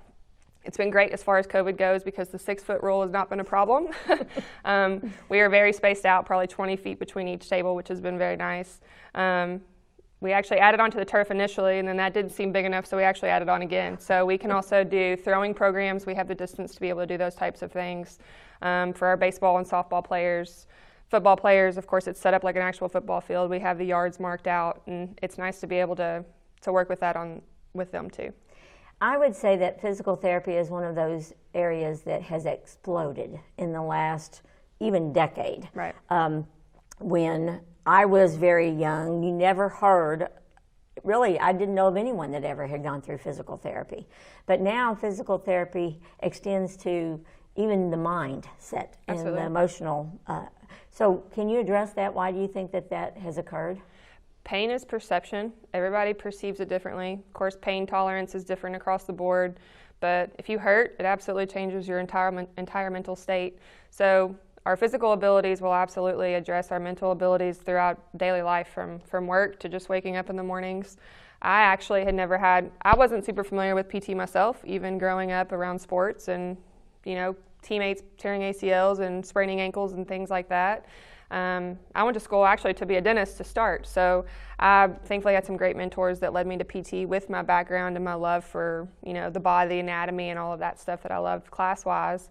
But pain is perception, so it has just continued to grow. People realize how much of a benefit it is for maintenance in some cases, but most of all prevention. A lot of our athletes that we've talked about, prevention of those injuries, if we can stop it, especially with a lot of the Sport isolation, people doing just 1 or 2 sports focused on that. You know, us growing up, like I said, I played 3 or 4 growing up, so that's kind of changed a little bit. People are tending to specialize, which is totally fine, but it will sometimes cause some more injuries. And that specialization may cause one injury over and over again. Correct, like we had also discussed. Yes, exactly. So we are continuing to grow, maybe because of that as far as the athletes go, but pain is perception, and I think that the more that we are able to get that out there and people realize how good it can be just for an everyday life, not just returning to sport or returning to work, I think the more that it gets out there, you tell your friend, and then everybody's like, oh, it can help a lot more than we think. Well, I appreciate Guy Wallace, and I appreciate Physical Therapy Associates, and Whitney, I appreciate all that PTA offers this community, and it's really, it's been phenomenal. And you're in a couple of different counties now too, correct? Yes. And same to you all, by the way, for what you all do for the county. Yes, so we have the Elizabethtown Clinic, but then we also have Ratcliffe, we have Meade County, Hodgenville, Bardstown, and then a Louisville, South Louisville clinic as well. Right, so easily acceptable for anywhere you need to go, right. Contact PTA, and it's pretty easy to get a recommendation also. Absolutely. We are actually a direct access state, so you can go to physical therapy without a doctor's order. Now, insurance would depend on some of those cases, but it's really easy to get physical therapy. All you got to do is call us. Okay, awesome. Well, thank you again, Whitney, for joining us, and thank you for joining us at home. We appreciate all of our sponsors on HCEC-TV for our live sports coverage. And without Physical Therapy Associates, please support them. We could not do what we do to bring these wonderful athletes into your home on a regular basis.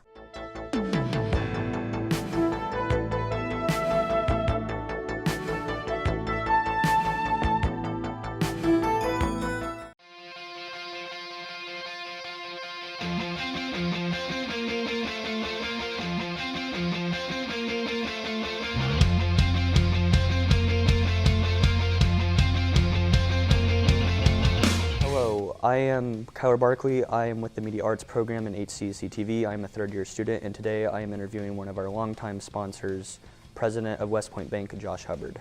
Josh, tell us a little bit about West Point Bank and its history. Yes, so West Point Bank was purchased by First Breckenridge Bank shares in the early 1980s. We were one facility there in West Point, and we've expanded from West Point into Upton, Glendale, Radcliffe, and Elizabethtown. So we have 5 locations throughout Hardin County, owned by First Breckenridge Bank shares, which owns several other banks throughout the Central Kentucky region. But West Point Bank is in Hardin County with one location in Upton, which is actually in LaRue County, but 4 branches in Hardin County and 1 in LaRue County. Could you tell us a little bit about services offered new and old? Absolutely. So West Point Bank is a full-service bank. We provide free checking accounts, savings accounts, certificates of deposit, IRAs. We also make loans for just about anything. 1 to 4 family, primary residence loans, farm loans, agricultural loans, multifamily, automobile loans, you name it, we can pretty much do it when it comes to banking. So we obviously, like I said, are a full-service bank. Is there any specific areas of involvement in your community that the bank makes? Yes, so we really strive to serve the communities that we operate in, primarily all of Hardin and the surrounding counties.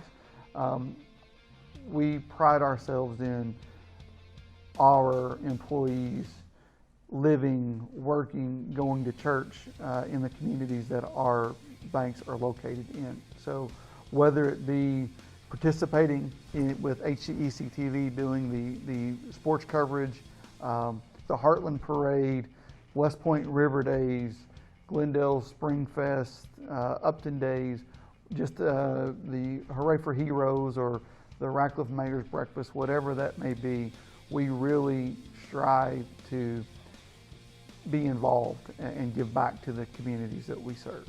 So you were talking about community involvement and HCEC-TV sport coverage. Is there anything, are you passionate about covering sports? Absolutely. So we've been a longtime sponsor of this programming.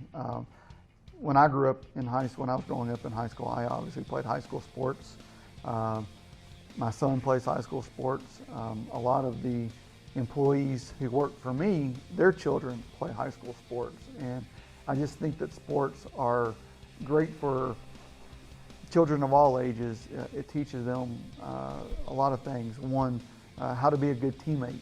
You need to be a good teammate in order to be a good employee. It teaches them accountability. It teaches them work ethic. I think it teaches them how to win and how to lose. You know, life can be hard. There's going to be ups and downs, and winning a game, losing a game, winning as a team, losing as a team. I think it just gives valuable insight to just life in general by playing sports. I completely agree and understand, and we appreciate your sponsorship. Now, is there any other extra information you would like to let the viewing audience know? Just in general, West Point Bank, like I said, we strive to provide the best possible customer service that we can provide. We are extremely enthusiastic about the communities that we serve, the citizens in those communities, and we would really like to be your bank and to establish a relationship with you if we don't have one, and if we do have a relationship with you, to just further expand upon that relationship. We are, again, strive to provide the absolute best customer service and just, are just thrilled to be a part of the community that we serve. How can people get additional information about your bank? Do you have any sort of contact? Yes, so we obviously, as I said earlier, we have 5 locations or 4 locations in Hardin County and 1 in LaRue County. So West Point, Radcliffe, Elizabethtown, Glendale, and Upton. You can follow us on Facebook. You can like our Facebook page. You can also visit us at westpointbank.com. All right. Thank you again for your continued support. We wouldn't be able to do it without your support. Again, we appreciate you, and let's have a good season.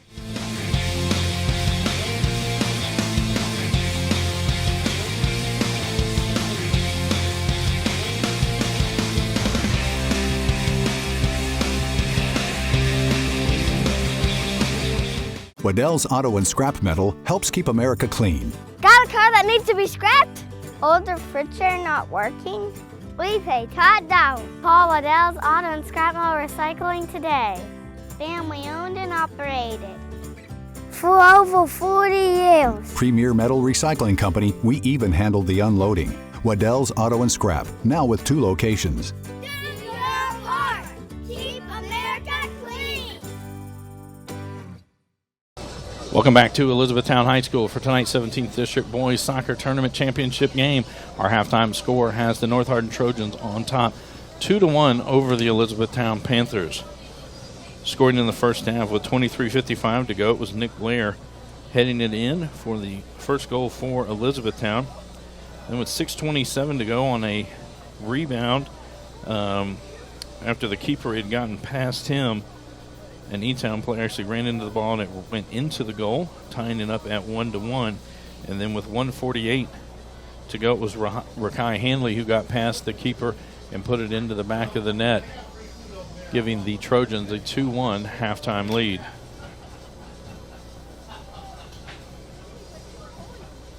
Again, both of these teams will make it on to next week's region tournament. That'll be held at Thomas Nelson High School in Bardstown, Kentucky. Earlier tonight in the 17th District Girls Tournament, the Central Hardin Bruins defeated the Elizabethtown Panthers 1-0. Both of those teams move on to the region tournament next week at John Hardin High School. We will have all of the games for Elizabethtown and Central Hardin in that. We're not sure which of the boys' games we will be able to cover yet. We'll find out. Check your local listings. Start the action. North Hardin had the opening possession. Comes down. Silva now with it for the Panthers. Dribble to the outside, tries to lay it off. Heron gets there for the Trojans, and it'll be kicked out by Butts. Throw in North Hardin. Looks like Handley will pick this one up. They get it into Heron, right back to Handley, and it goes off of him. After Silva kicks it, it'll be a throw in for the Panthers. Butts to throw this one in. He'll go down the line, headed back by Lynch. Silva sends it forward, trying to get it to Varela. That one gets out. And it'll be a throw in North. Merle to throw this one in. He'll go down the line. Heron heads it back towards the middle. Blair there for eTown. He'll send it out near midfield. Parms will head it back this way. High hop. McGovern gets that one. Silva for Jack Robinson. Robinson going to send it forward. Burns gets to that one. Handley with it. He'll play it back to Muhammad to the outside. Parms with it. He's going to send it across the field. Butts comes up and sends that one back. And Ryan will gather it in for eTown right near midfield. McGovern to Silva. Closed out by a pair of Trojans. Handley gets it to Merle. Merle dribbling. Blair in front of him. Blair knocks it away, but goes right to Handley, who gets it outside to Heron. Handley again with it. Silva in front of him. They'll play it back to Rashid. He'll send it to the middle of the field for Muhammad. Back to Rashid. And that goes out off of North. It'll be a throw-in. Walls has this one. Walls will throw it into McGovern. Poked up. Merle gets to that one first. He sends it out. Throw in again for the Panthers. The draw for both the boys and girls region tournament will be held tomorrow at the respective host schools. Once we have that, we'll make sure we get that information out as to which games we will call next week. That goes out off of Elizabethtown. It'll be a throw in for North. I believe it'll be Parms who comes to send this one in.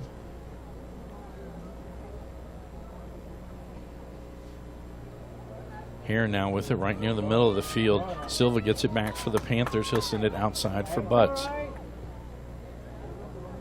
That's out. It'll be a throw in North. Just like it'll be Merle who will send this one in.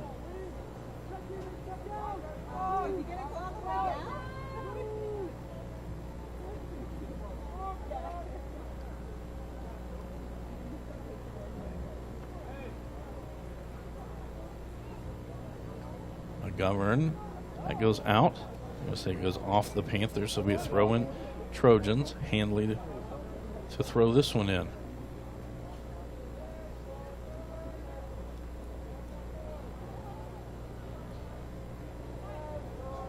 So we'll go into the box, headed around. Butts will clear that one out.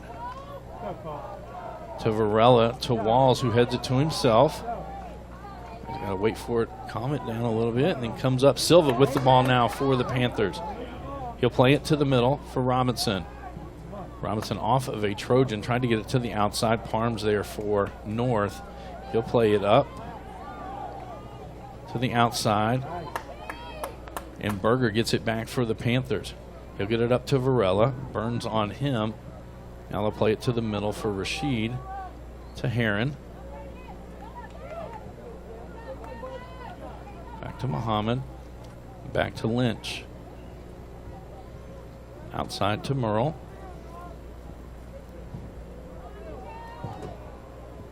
Merle will try to send it through. Went off of Butts. Now they'll get it up to Matthews. Matthews and Blair battling after it. Blair has it. Goes out. I'm going to say it went off of eTown. North Hardin throw in.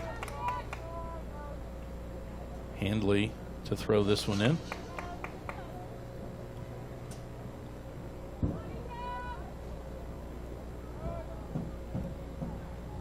Quickly into Matthews, right back to Handley. That one poked free, and that's going to go off Handley, and a throw in for the Panthers. Butts to throw this one in.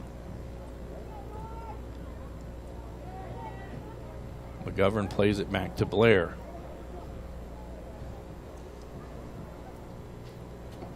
Now Berger with it. He'll send it down the middle of the field, gets it to Silva. Rashid comes over. Silva keeps possession. He's going to send it in. Parms will clear that one out. Handley with it. Butts on him. And that'll go out. And they throw in for eTown. Blair quickly throws this one in. Heron gets to it. Comes back out. It'll be another throw in for the Panthers.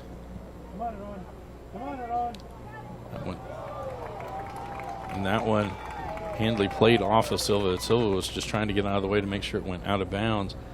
And Handley sneaks it in, kicks it off Silva, throw in Trojans. Merle with the throw in. He'll get this one down the line. Heron going to head it back towards the middle.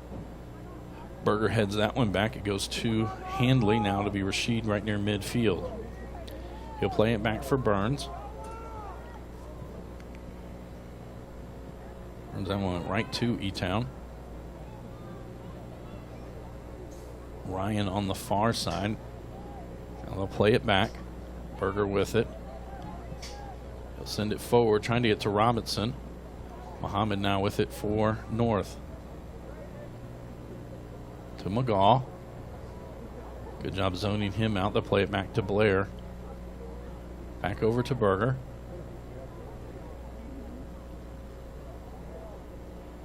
Go back to Blair.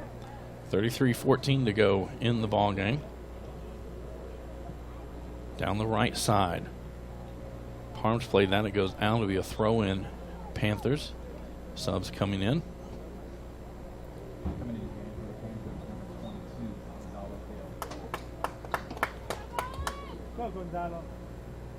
This one back to Berger. Now send it towards the middle, headed by Burns in the air. Ryan with it, played it to the middle. Muhammad gets it back for the Trojans. He'll lay it to the outside for Handley. Handley will get it up to Matthews. Matthews draws the double team, keeps possession for the Trojans. He's going to send it towards the middle. Berger does a good job getting to it. Silva now right back to Berger. And Berger will send this down the left side. Walls keeps this one inside. Merle back there for the Trojans. Cross. And that'll be cleared out by Lynch. It'll be a throw in for the Panthers. Silva comes up to take this one. He'll throw it down, trying to get it to Varela. That'll go over the end line and be a goal kick for the Trojans. Tomorrow night we will be back on the air. We'll be at John Hardin High School, and they will be hosting the Moore Mustangs. Game set for a 7:30 kickoff time. John Hardin looking for their first win on the season. Moore 2-4 coming into tomorrow night's game. Handley sends that one forward. Heron gathers it in near midfield. And a foul called, free kick for North.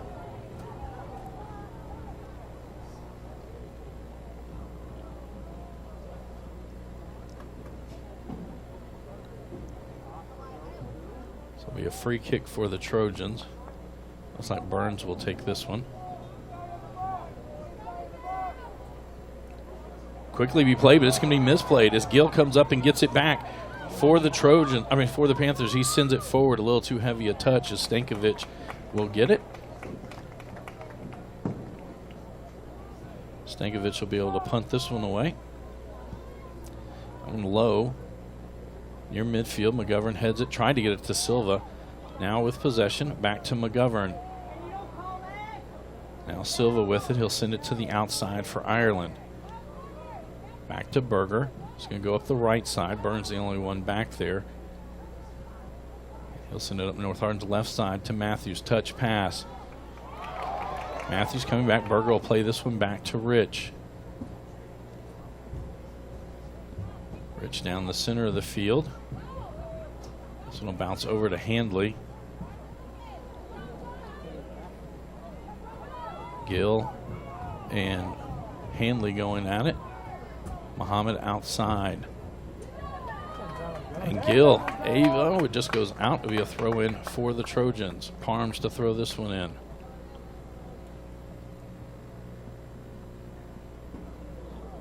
That'll go out.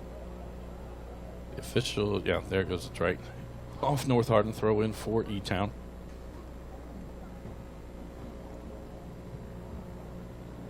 Down the right side. Silva going to get it forward for Ryan. That one poked away by Parms. Now Burns comes out, and that'll go out off of eTown. Throw in for North Hardin. Parms to throw this one in. Down the line to Matthews. It goes out. Now it'll be a throw in for eTown.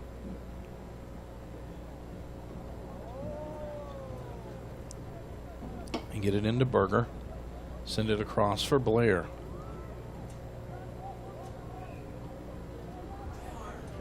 And that one, I believe, goes right to Gearing. He's going to send it forward to the far side. Too heavy a touch, 2 hops, and Rich will gather this one in. He'll roll it out to Blair on the right.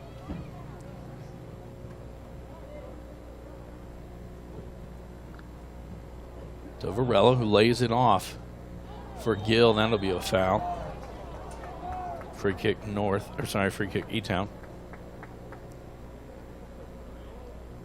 Gonzalo Gill scoring 2 goals last night in the victory for the Panthers.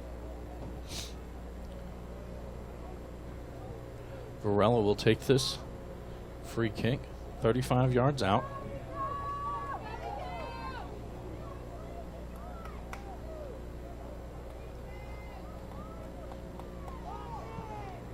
So be sent towards the left side, gets all the way through, and it was headed by one of the Trojans. So it'll be a corner kick. Butts heads down to take this one. Most of the Panthers line up about between 5 and 10 yards off. So be sent to the far side. Headed, bounced around. Oh, Silva went down, and then it will be cleared by, I believe that was Burns or Rashid, but a throw in. That one gets knocked out by Handley. So another throw in for the Panthers. Butts again to throw this one in. To Blair. He'll send it back to Berger.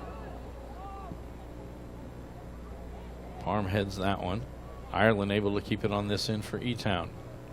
McGovern trying to get it to Gill. That one's taken away by the Trojans, but comes back. Now to be Merle who gets to this one. Merle at midfield. Trying to find someone to get it to. He's going to send it to the corner. Heron had stopped his run. Blair will let it travel all the way past the line, and it'll be a goal kick for the Panthers. Subs coming in.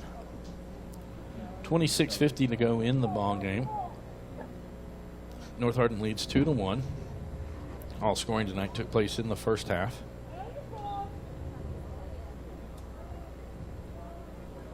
Berger now with it. To the outside for Ireland. Heron now has it for the Trojans, loses it back.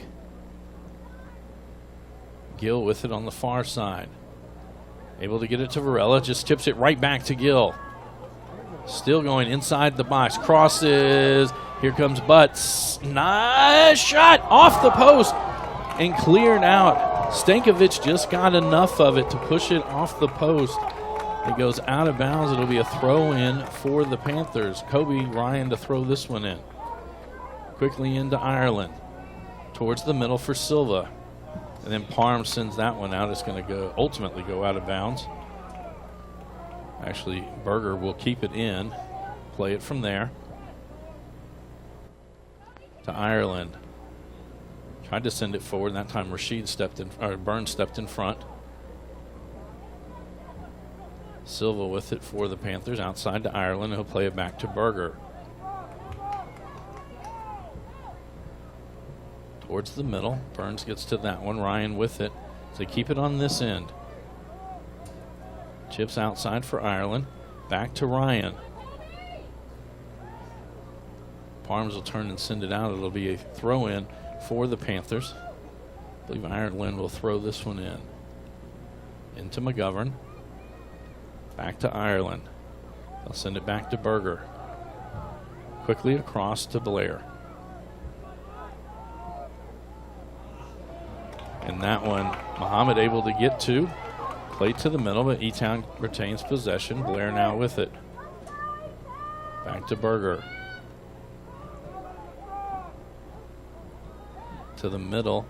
Gearing had gotten something on it. Now Silva with it. Silva turning it towards the outside. Ryan going to send it in. And Stankovic comes over before, I believe that was Walls that was streaking down the middle of the field. Stankovic will be able to punt this one away.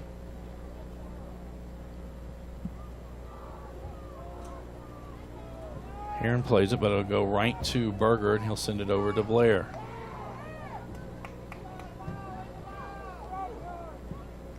So go towards the right side. Parms heads that one back. Herring gets to it first to Muhammad. Now back outside. McGovern gets it back for the Panthers. Berger again with it. Trying to get it to Varela, foul called, and it'll be a free kick for the Panthers. Varela to take this one.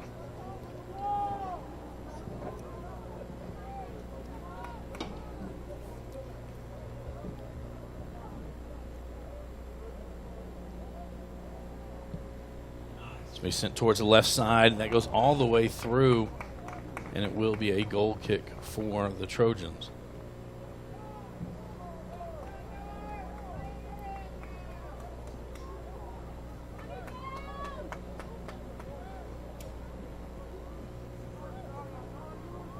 Stankovic to take this one.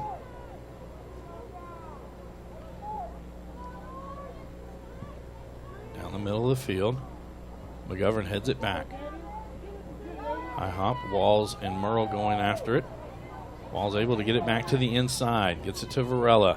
And as he tried to turn to his left, Merle was there now. Walls will send it to the center. That one poked away, but Ryan will gather it in for the Panthers. Little behind Silva.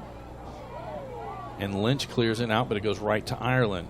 He'll chip it forward. Parms gets that one, and Parms will send it back up near midfield. Berger will gather it in for the Panthers. Now over to Blair. Back to McGovern. Berger to the outside. Ireland now with it. He's going to cross this one. Lynch got to that. Silva comes out. Rashid there for North Hardin. He'll get it up to Heron, who gets it right back outside for Rashid. Heron not going to be able to get this one. Blair's just going to play this one back to Rich. And Rich will play it out to Zach Berger. Ireland with it. Pass up to Ryan. Parms kicks that one out. It'll be a throw in, eTown. Actually, he'll lay it back. I believe it'll be Ireland who throws this one in.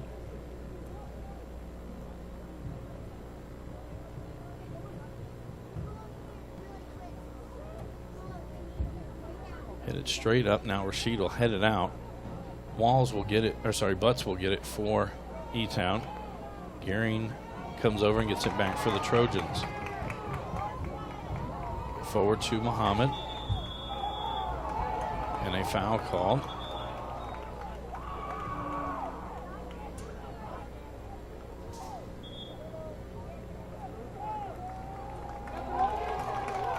Someone's going to get a yellow. And it is to Noah Butts.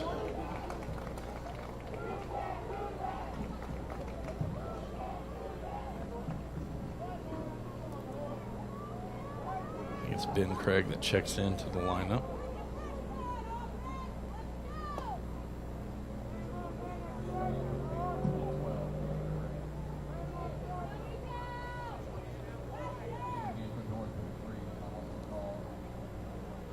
.18 to go in the ball game.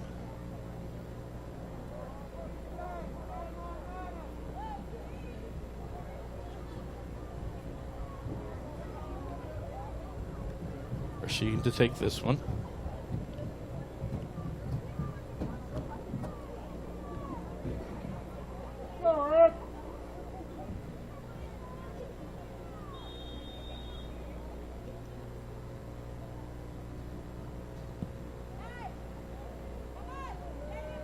Matthews unable to get to that one, coming over to it, heading it out is Berger.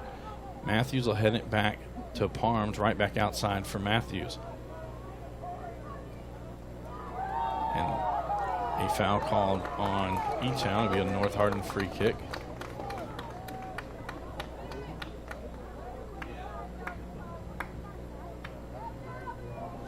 Not sure who this is going to take this one.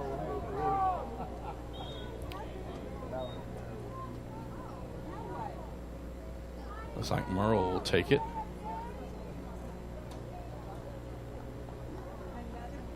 It's about 30 yards out.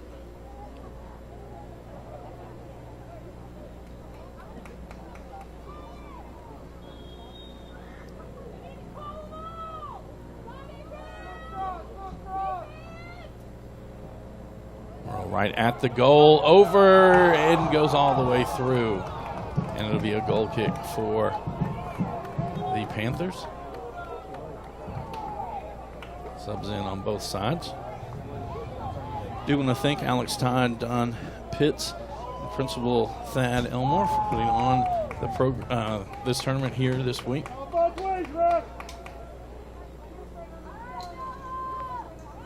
Over at North Hardin, and Coach Smith, Coach Youngblood, and Mr. Campbell, Mr. Macy actually called the game earlier tonight. It's one of the hosts from North Hardin.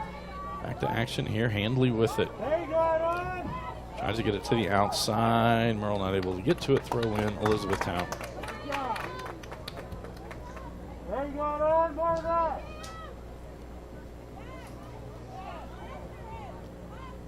Blair back to Butts. Butts back to Blair. McGovern will play it over to Berger.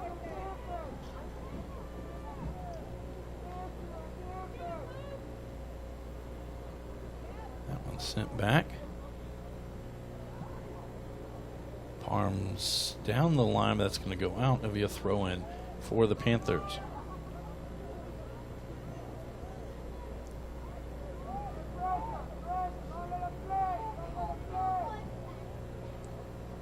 Back for Berger. Burns will send it back towards the middle of the field. That's between people. Handley gets there first, chips it forward. Rich will come over and pick it up before Handley can get back to it. He's going to roll it forward. Blair with it. Blair keeps possession. He'll send it back to Butts. Butts going to play this one across to Berger.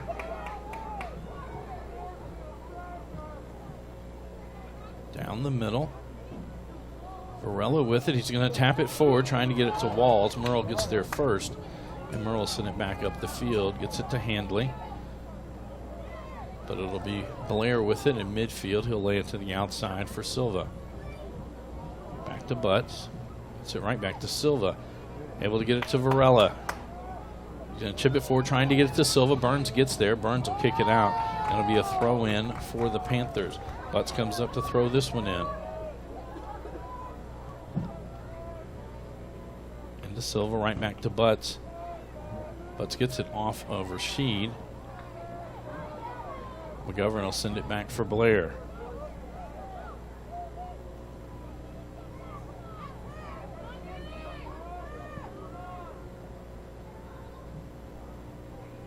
Butts now with it.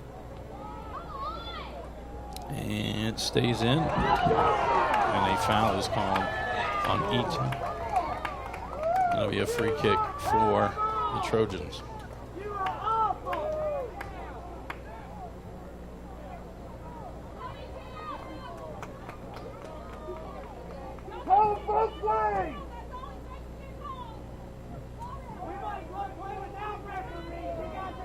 Earl to take this one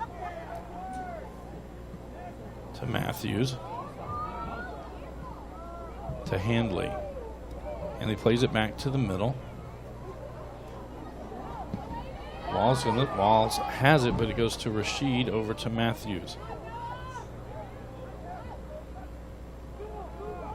Back to Rashid, just pokes it up for Matthews. He'll get it to Heron, and Berger will send it down the field. Lynch going to send it out to the right side. I believe it's Ireland that gets to that one. Now the ball will be played through, and Rich on one hop will pick it up.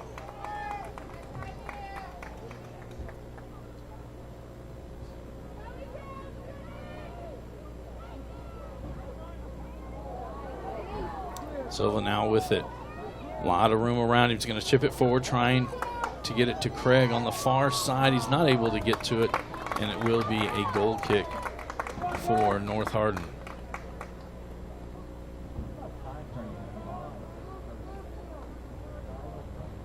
Stankovic to take this one. 15:56 to go in the ball game.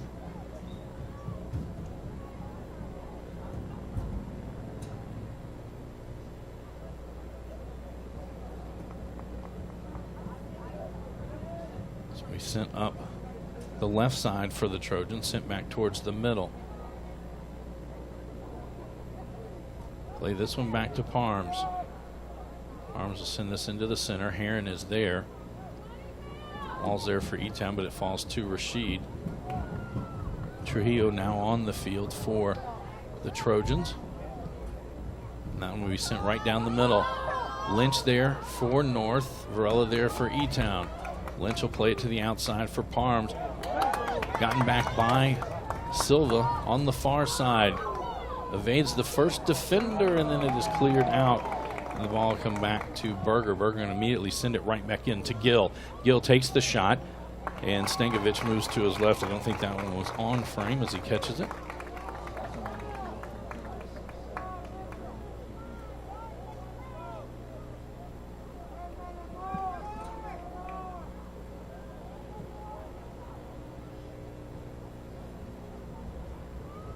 Far side throw in for the Panthers. Send it to Berger. Now send it across for Blair.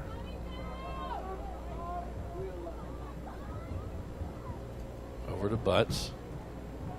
Gets it to Gill. We'll play it back to Blair. Down the line. Merle gets to that one. He'll send it out near midfield. It's going to go right to Berger. I'll play it back to Blair, and he'll send it to the far side. That's Ireland now with it. Trujillo gets it back for North to Heron. Berger comes up, gets it right back to Ireland. Now it's to McGovern in the middle of the field. McGovern forward. Looks like North will get to this one handily there. And then it's taken back by Gill. Gill coming over, cuts it back inside. Shot off of Lynch, gets it right back. Now it's played away. Muhammad comes out with it for North, gets it to Trujillo. He'll lay it out for Handley. Handley going to send it across the field, trying to get to Gearing.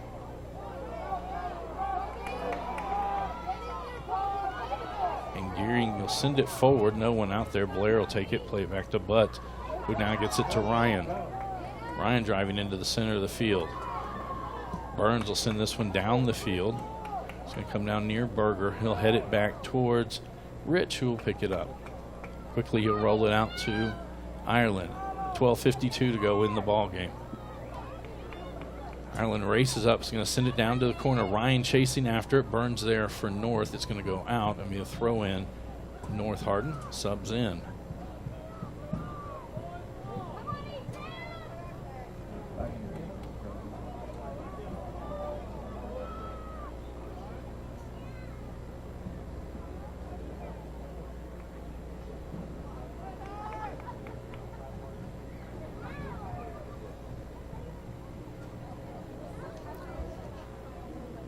Throw in eTown. Into Blair.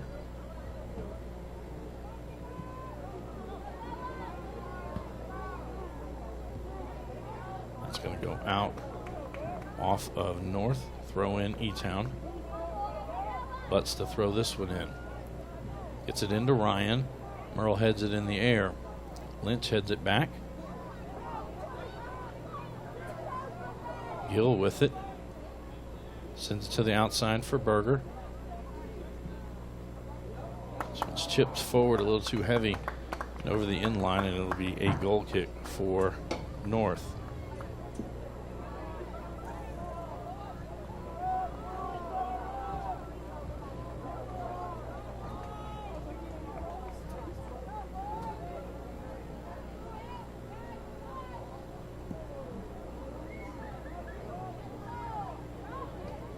That one goes out. Throw in North Hardin. Looks like it'll be Hanley who will take this one.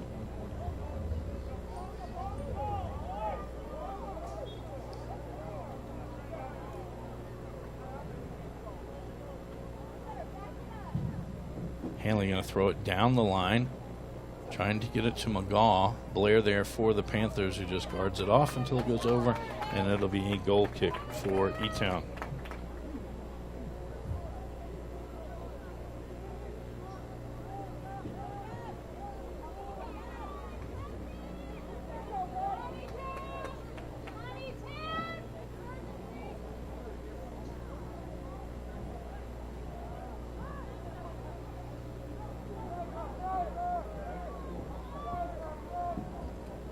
This one sent down the field. Walls will play it back to the middle.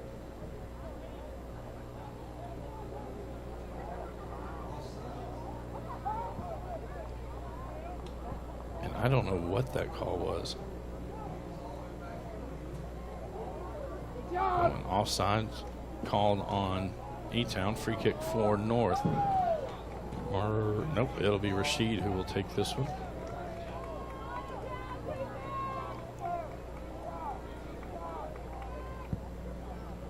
So go outside, headed back, but right to Rich. And Rich quickly going to roll this one out to Blair. Get it to Gill in the middle. As Rashid gets it back, now Muhammad will play it outside to Handley. That one poked away by Gill. Merle will let it go out. It'll be a throw in for North.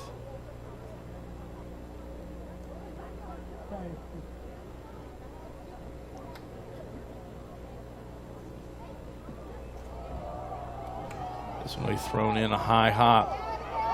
And here and there, but Rich comes out. Ooh, that could have been a foul. Thrown out the other side. Ireland now with it. 9 minutes to go in the ball game. Silva there. That one's knocked out by North. Throw in eTown. Ireland to throw this one in. Throw it into Silva. McGovern with it. He'll check it forward. Now to Gill in the middle of the field. Plays it back for McGovern, who's going to send it to this side for Butts. Handley racing up, almost got to that one. Butts now going to send it to the center, trying to get it to Varela. And we'll have a foul on North Hardin. Free kick for eTown.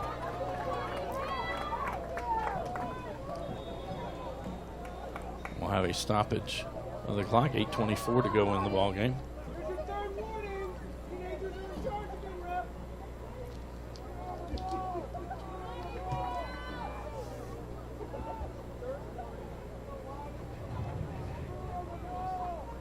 Varela will take this one.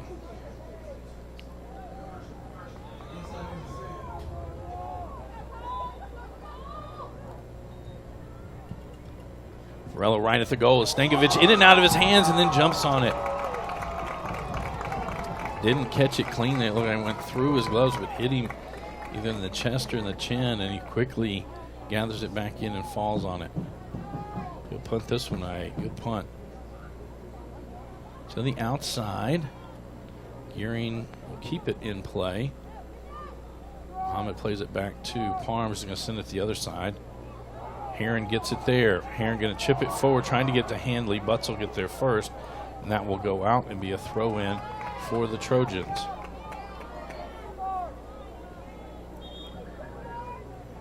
Merle will throw this one in.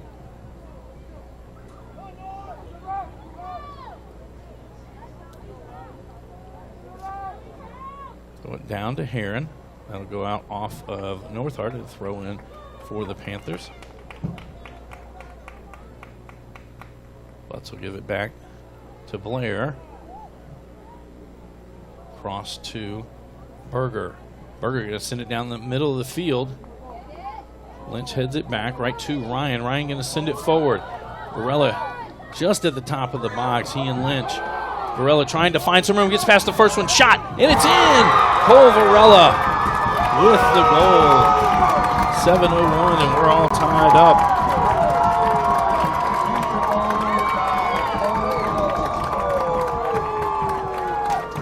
This is a Hardin County Educational and Community Television student production. HCEC-TV is a division of Hardin County Schools. Live Channel 1 programming sponsored in part by Brandenburg Telecom, Physical Therapy Associates, eTownApartments.com, Waddell's Auto and Scrap Metal Recycling, eTown Exterminating, and West Point Bank. A couple of long passes there by the Panthers, and then Varela going through 2 or 3 different Trojans to get it. He gets in about 10 yards away. Takes and puts it in the left side of the goal. We are all tied at 2 apiece. 7:01 to go in the ball game.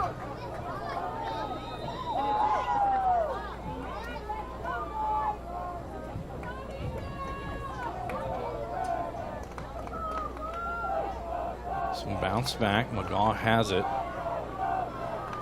It'll be sit back. Burns heads it forward, but it's going to get to Gill. Muhammad able to keep it, and now gets a foul called.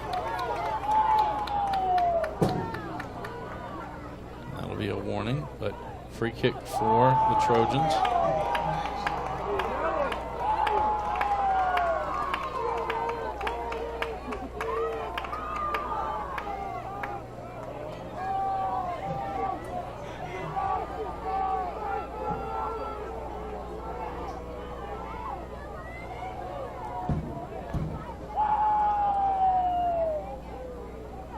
If a card was issued, or there's going to be one issued to the Elizabethtown bench.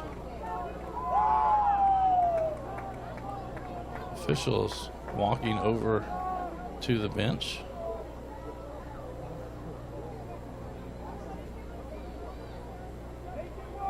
I'm not sure exactly what that. McGovern steps off.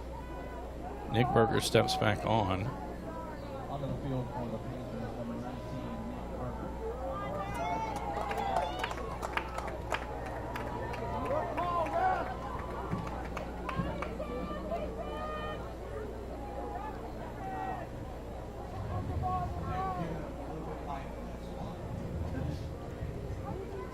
So 6:37 to go.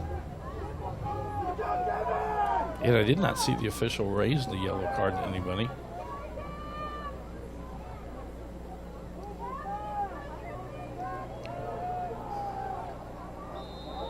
They'll wind the clock. Burns to Rashid. Rashid going to throw this one at the goal, far right side. Headed by Lynch. We'll have offsides on the Trojans. Free kick for eTown.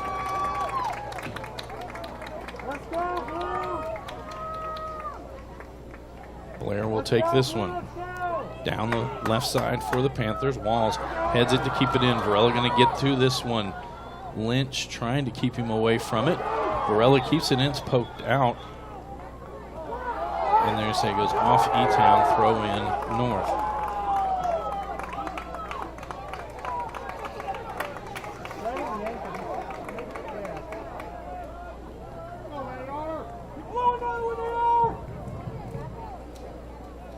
This one down the line.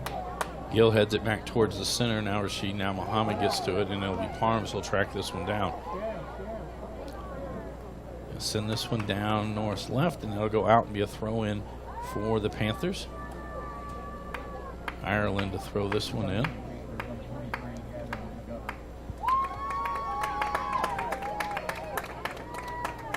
Throw it into Blair.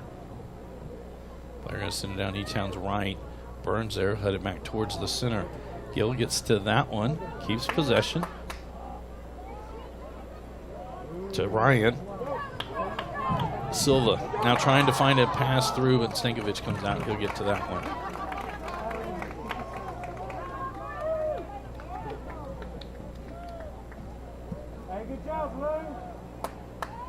Stankovic heads that one, or sends that one up the field. Ball bounced around. Heron has it now. To Matthews. Heron will get back to this one. So send it through. Handley chases it down into the corner. Able to keep it in. That's going to go off of eTown. Be a throw in North.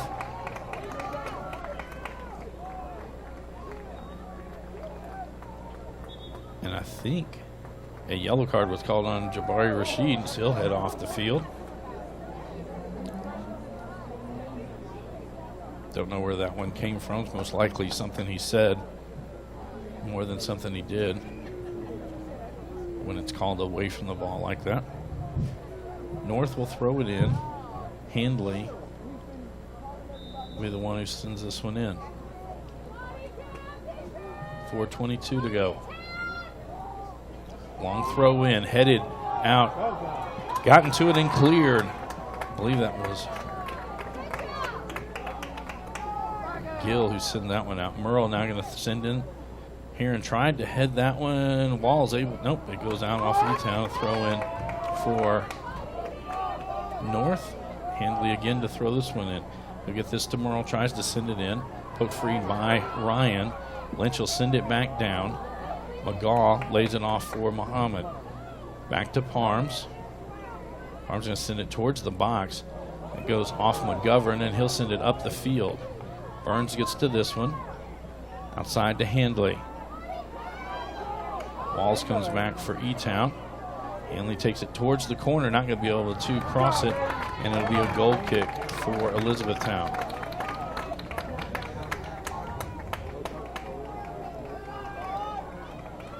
Played out to Berger. 3:15 to go in the ball game.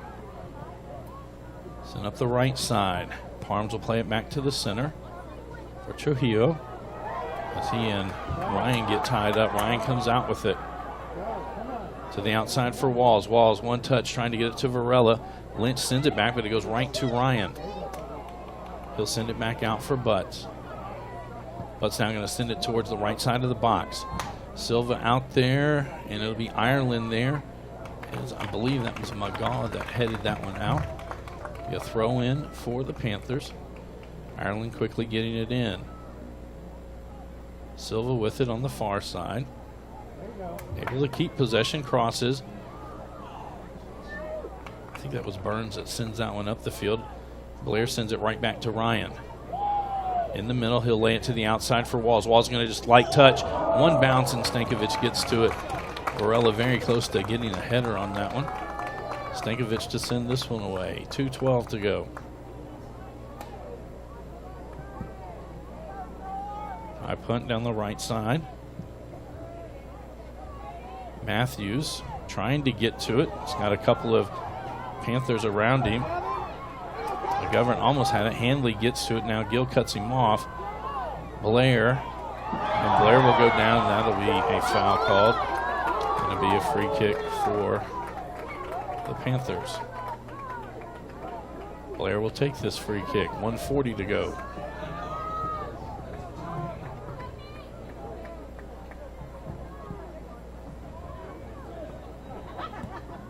Merle will play it back. Now Handley with it for North. McGovern comes over. I think it was McGovern that ran into Gill. Gill is the player that's down. Handley's still bent over at the waist. As Gill gets up and walk off. Three of them came together.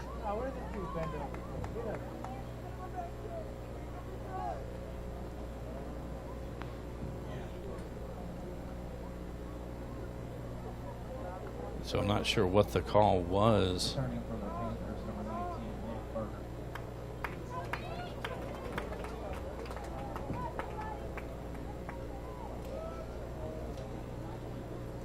Minute 22 to go in the ball game.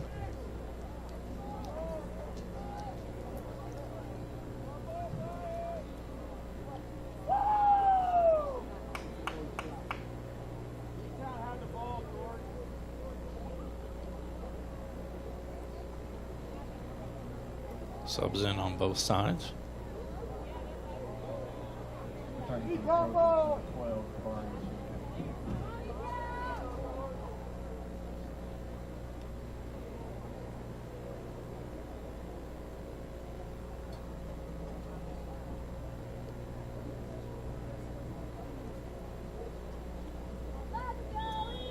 So the clock starts. Merle will have it for North. Going to try to send it to the top part of the box. Heron heads it over towards Matthews, coming from the outside. Gearing shot and save by Rich. And that'll be a corner for the Trojans. Merle will come to take this one.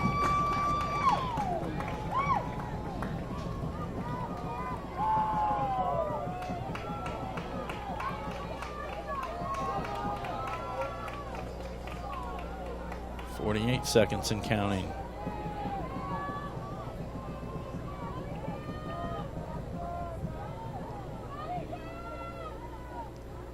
So we're going to go towards the far side. Lynch heads it back, and it went off. I thought it went off both bars. It should have been out. Oh, it looked like it went off the soccer bar and then the football goalpost. Ryan down the left side. Parms rushing back. Merle there too. Merle will send it back in the other direction. Butt's going to get to this one first. He'll play it back. Berger will get it. Berger will send it up. We're under 15 seconds to go. Rashid heads it out. It'll be a throw in for the Panthers. Walls will lay it back.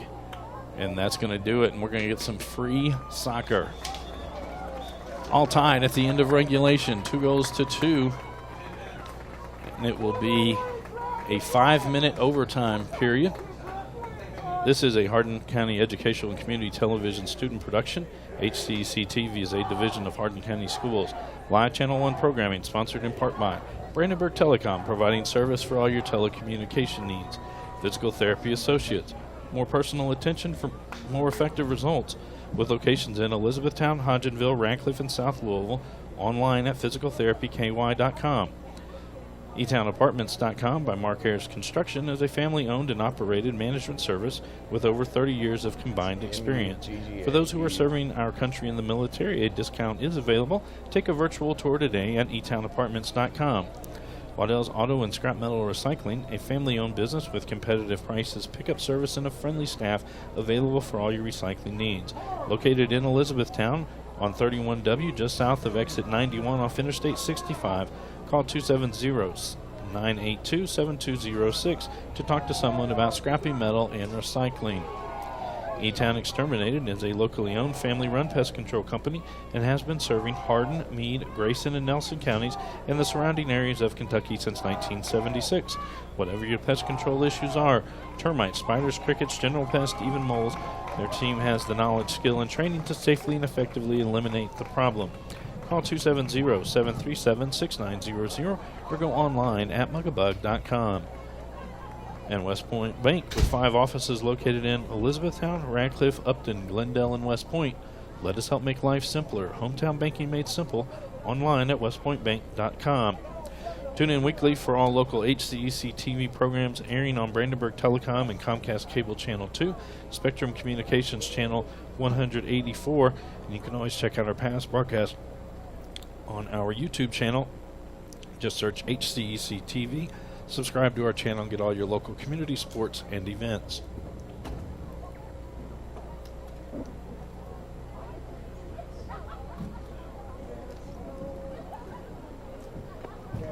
So we're going to take a 5-minute break. We've got about 3:45 to go. Both teams will come out.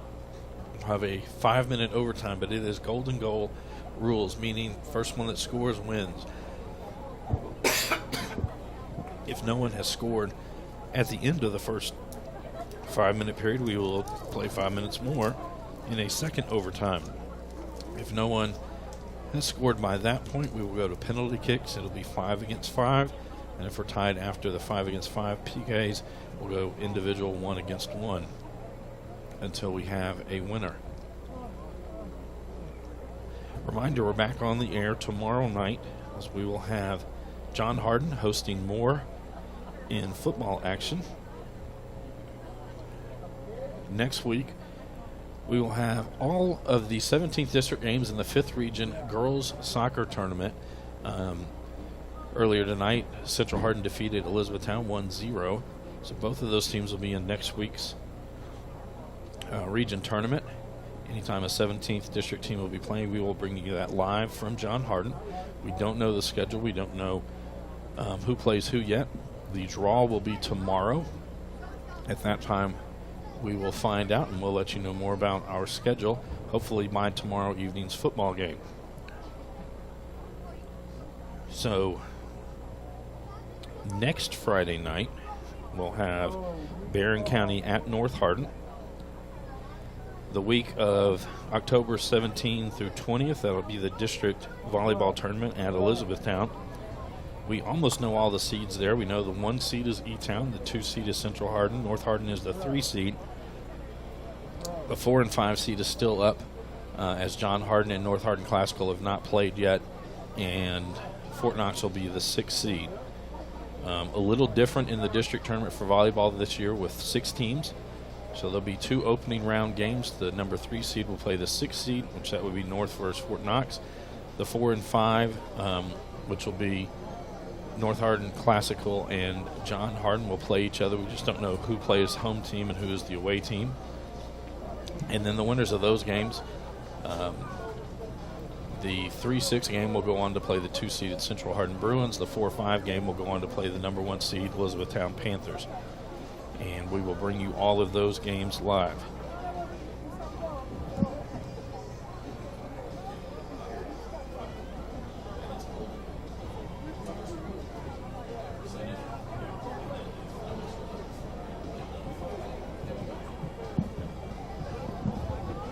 Clarifying all the rules, making sure we have the overtime rules correct. A little less than a minute before we go back on the air. Friday, October 21st, we will have on HCEC-TV, we'll have Central Hardin at North Hardin in football action. That game has been the deciding game the last 4 years.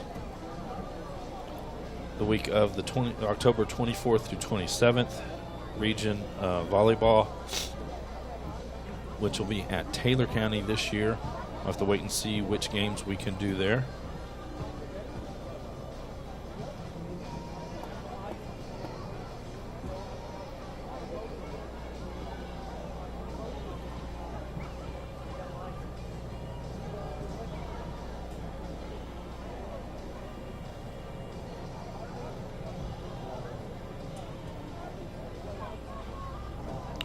Then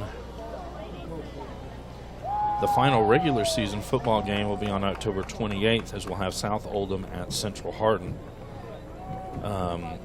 We'll have district matchups on the 4th and 11th, those Fridays, and then the region title will be held on the 18th. And again, that all after the first couple of weeks, they start to reseed the state by RPI.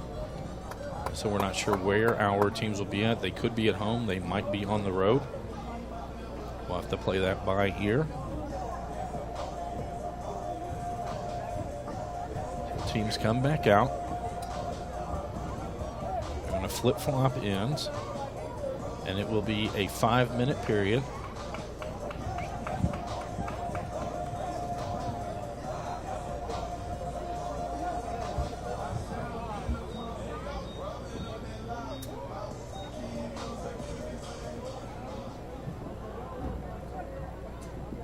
So we'll go 5 minutes.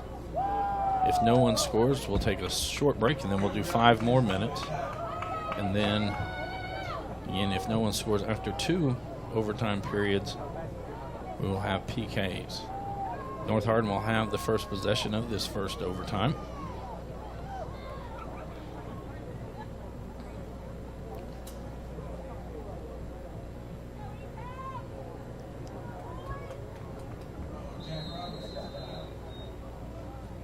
Send it back for Rashid. He's going to send it up the left side. Ireland heads that one out. It'll be a throw in for North Hardin. Trying to get it into Matthews. Blair will clear that one out, sends it back up eTown's right side. Burns there along with Varela. It's going to go off to the corner. Varela. And it goes out off of North Hardin. Craig quickly throws it in. It's into the box. Craig sends it in. Shot. That's going to go wide left from Ryan. And that will be a goal kick for the Trojans.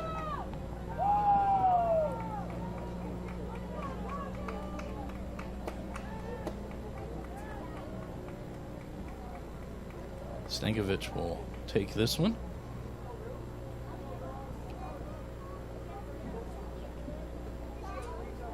Looks like he'll send this one up North Hardin's left side.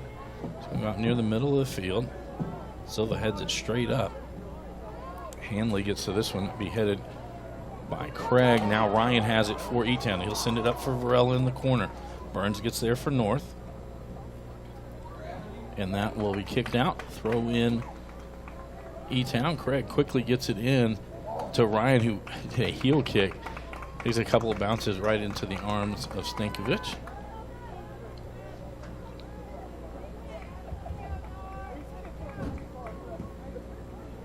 Punt going to land near midfield. McGovern heads it back. Sheed sends it back the other way. Matthews going to try to carry it to the front. Berger sends it down the center of the field. Lynch gets there for North. To Matthews. Outside for Muhammad. Muhammad going to send it up. It's going to get past McGaw. Down into the corner. And Butts will get it. He'll send it up eTown's left side. Now back towards the center. Ryan gets it to Varela, who's going to lay it back off for Ryan. Ryan coming forward. He's got defenders on either side. McGaw goes down. Ryan's going to track it down before it gets out of bounds. I said McGaw. That was actually Merle, sorry. Back out to Walls. Walls going to send it across. Rashid didn't get a good kick on that one. Burns will as he sends it down the right side. Berger there for eTown. Be sent to the middle to Blair. McGovern sends it back, and Berger will send it down the middle of the field. Burns plays it from there. Ryan gets it, trying to chip it forward. Lynch comes over to get it. Parms will clear it out.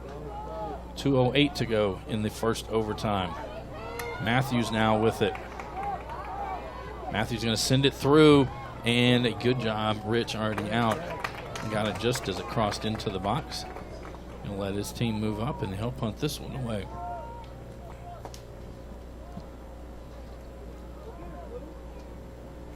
I want to be headed back. Stankovic will take this one as it rolls in.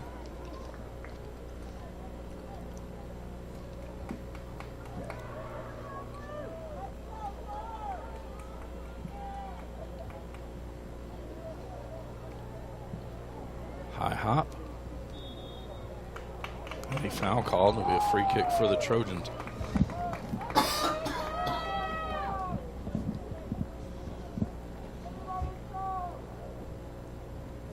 Rashid heads over to take this one. Clock rolling, 1:12 to go. This one 50 yards out.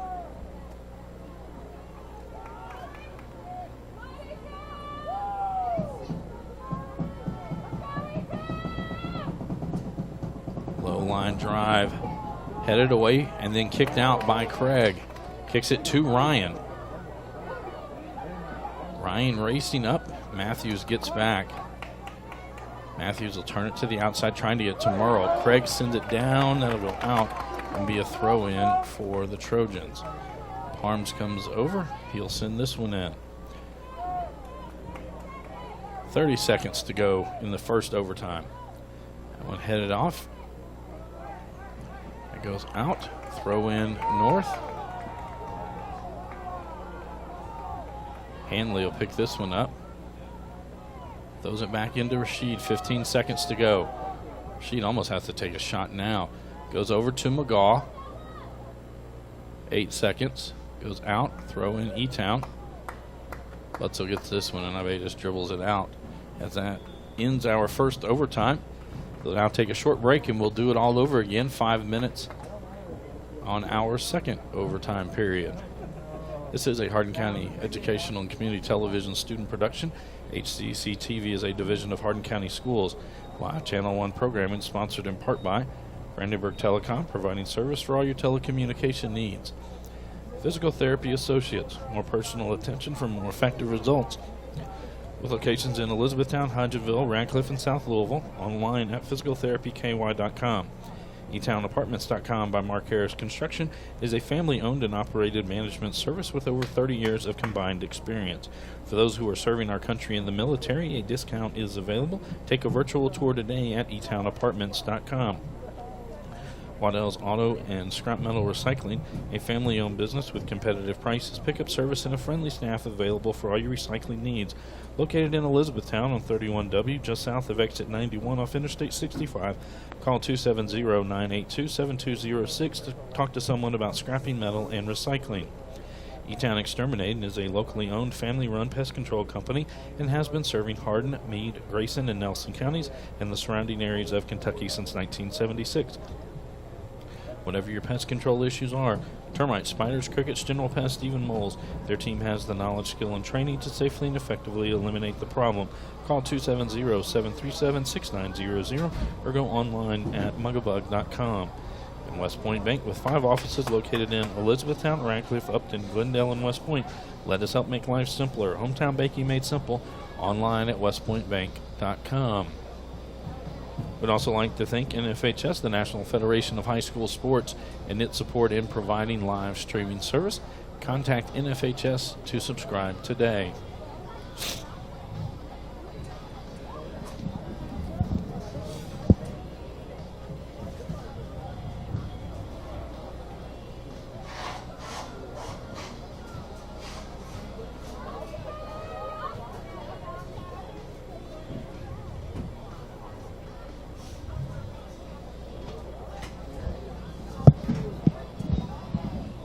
Both teams back out on the field for our second overtime. It'll be a 5-minute overtime as well. Again, we are playing golden goal, meaning first one that scores the game is over at that point.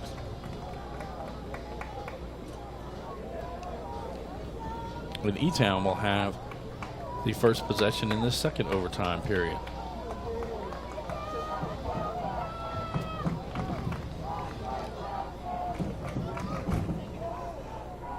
Got 5 more minutes, dude.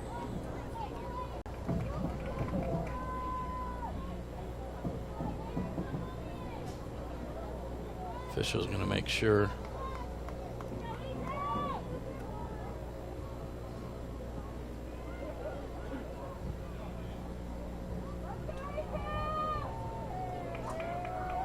It looks like the official's going to come and talk to the ball boy. And I think it's because if it's a North Hardin throw-in, he sets the ball down and doesn't move it. And if it's an eTown throw-in, he throws it to the eTown player. I don't agree with that at all. I don't agree with the official coming over to talk to the ball boy about that. But I'm going to make sure everything is in place.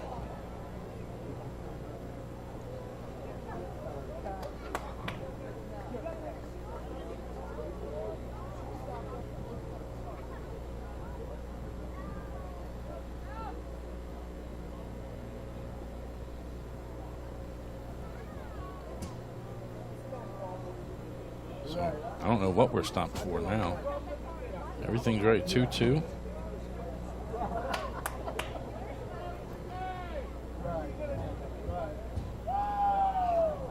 And marks it ready. Silva hits this one high in the air down the middle of the field. Rashid will head it back towards midfield. McGovern now with it, trying to get it forward to Silva. Hanley, he'll play it back for Parms. Parms will send it right back, trying to get it to Heron. That's going to go out. It'll be a throw in for North Hardin. Let it go. Throw in down the line. Butts heads it back toward Ryan. Handley now over to Rashid. Back to Burns. Burns going to drive it up inside. Give and go to Matthews. Burns, top of the shot. And that one's going to be knocked away by eTown. It goes out over the end line. It'll be a corner kick for North Hardin.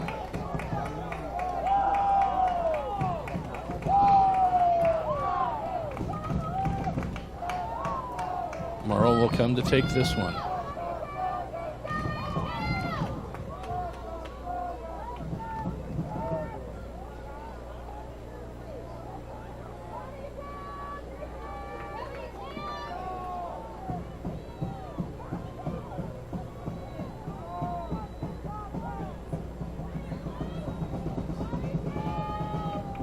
About 6 yards out, going to get all the way through to the other side. Here and there for North, Ireland there for eTown.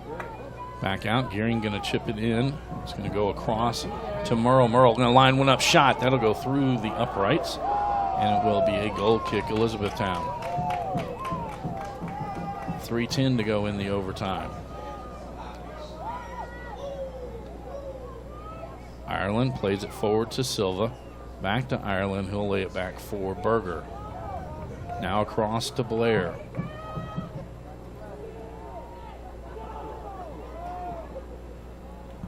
Parms gets to that one, to Handley. Butts on him. Back to Parms. He'll play it up. Heron now gets it. Turns it back towards the inside. I was surprised they didn't try to get it to Matthews. Heron plays it out. Blair doesn't go out of bounds. Heron again with it. Gives it, trying to give it to Matthews. Butts gets a foot on it. Now Butts gets it to Blair. And Blair going to send it back for Ryan in the middle. And that'll go out off of North Hardin. eTown to throw it in. Butts will get this one. 2:15 to go in the second overtime. That was close to a handball. Handley with it. Back, and now Parms will send it towards the center. That'll roll into the box, and Rich will pick it up. Under 2 minutes to go. So now towards eTown's right side. Burns will head it back in the other direction, trying to get it to Matthews. Berger heads it to the outside. That's going to go down in the corner. Matthews there. Berger gets there first for eTown. He'll chip it and give it to Ireland. Now it's up to Craig. Gets it to Silva. Turns. Varela with it at midfield to Ryan. Going to send it forward. Merle racing back for North. He'll just kick it out. It'll be a throw-in for the Panthers. 1:23 to go. Going to throw it back to Ireland. And when it gets all the way to the box, Ryan now with it. He'll lay it to the outside. This is going to be sent all the way across and goes out, and will be a goal kick for the Trojans.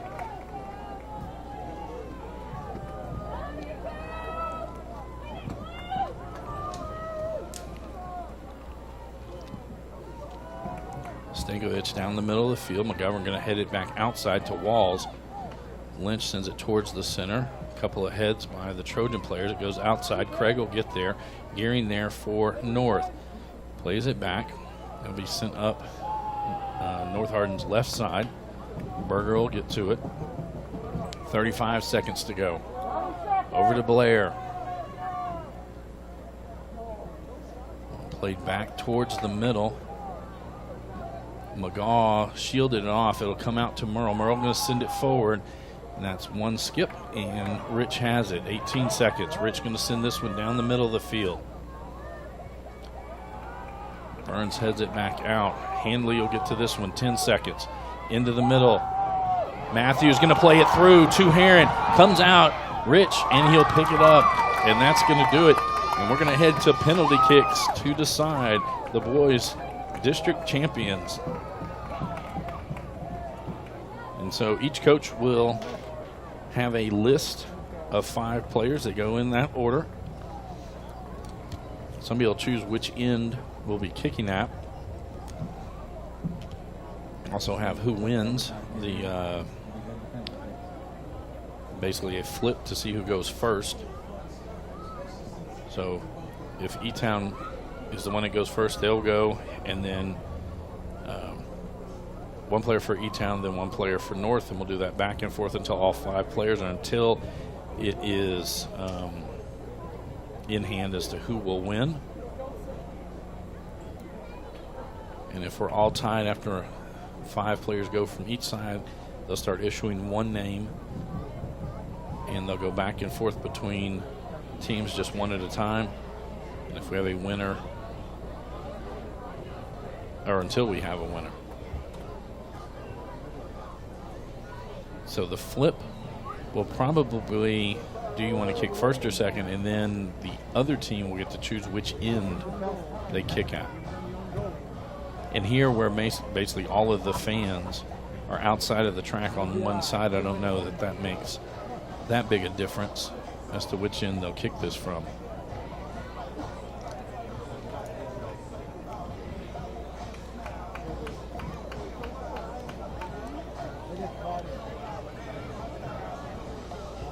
So it looks like we're going to be playing on our left end. And again, the coaches will issue a list of 5 players to the officials.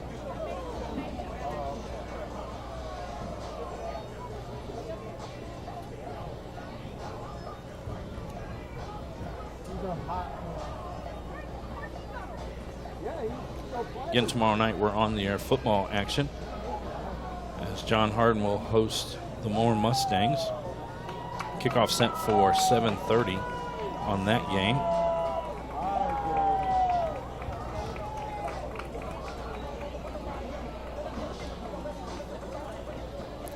We will be heading down towards that end.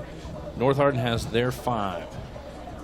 Jaden Matthews, Brian Gearing, Phil Merle, Rakai Handley, and Jabari Rashid. Elizabethtown, Kobe Ryan, Cole Varela, Nick Blair, Jack Robinson, and I apologize, I can't see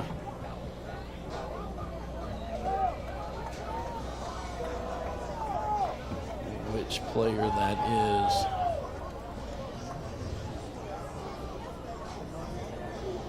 I believe it's going to be Noah Butts will be the other one for Elizabethtown. So for the keepers in this, just like any other penalty kick, they have to keep their feet on the line. You are able to move across, not across the line, but on the line, moving left to right before the ball is kicked, but you cannot come forward off of the line until after the ball is kicked. eTown will be first to kick. So Joey Stankovic will head to the goal. Noah Butts will be the kicker for Elizabethtown.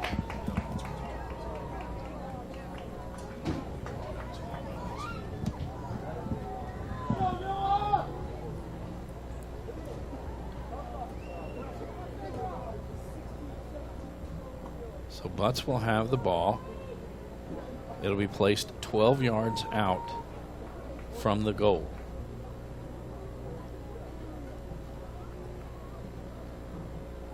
Left-footed.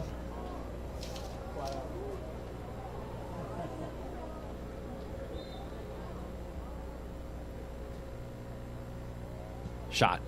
Save by Stankovic.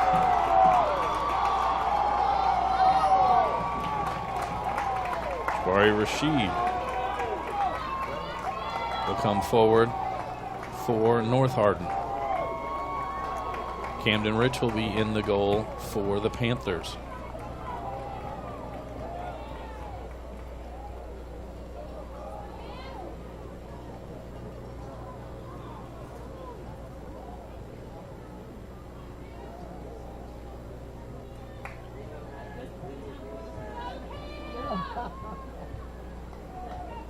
Rashid backs up about 5 yards off this one.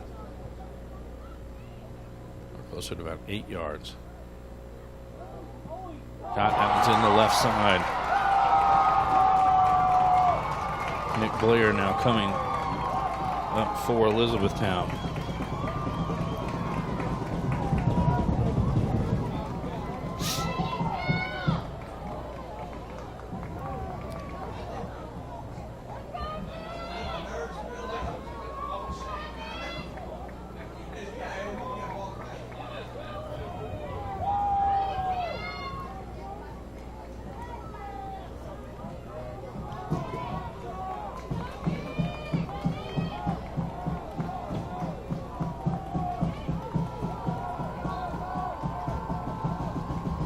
Shot saved by Stankovic.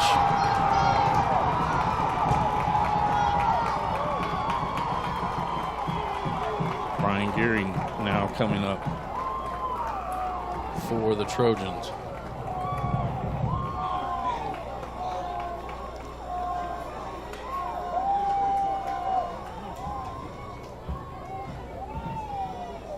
Gearing going to go left-footed. Shot, and it's in. North leads 2-0 in PKs. I believe this will be Jack Robinson.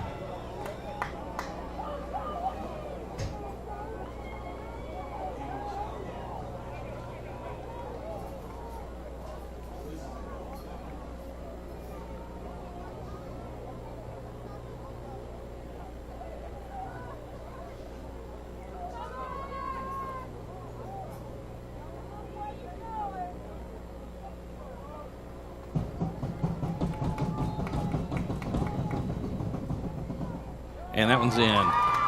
Robinson with the goal. Kai Hanley now coming forward for North.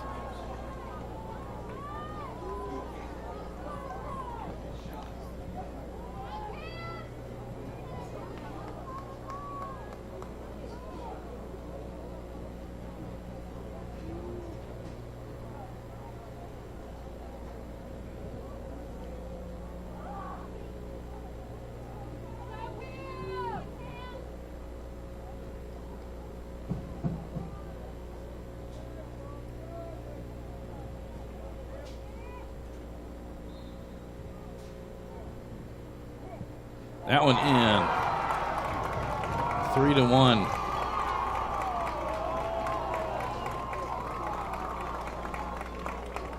Cole Varela now coming, Kobe Ryan now coming up for Elizabethtown.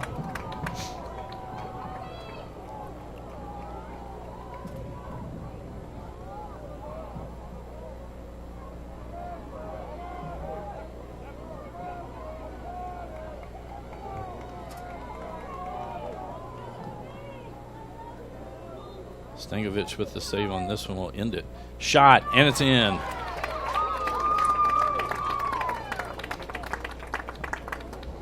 Well, 3-2. And it'll be Jaden Matthews coming up for North. If Matthews is able to put this one in the back of the net, it will be over.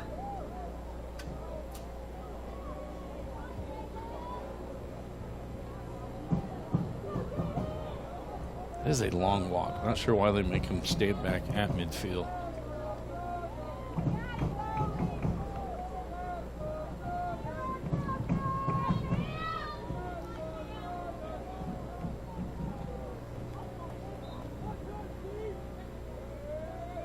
And that's it. North Hardin wins the 17th District Championship in penalty kicks. The final score will be North Hardin 3, Elizabethtown 2.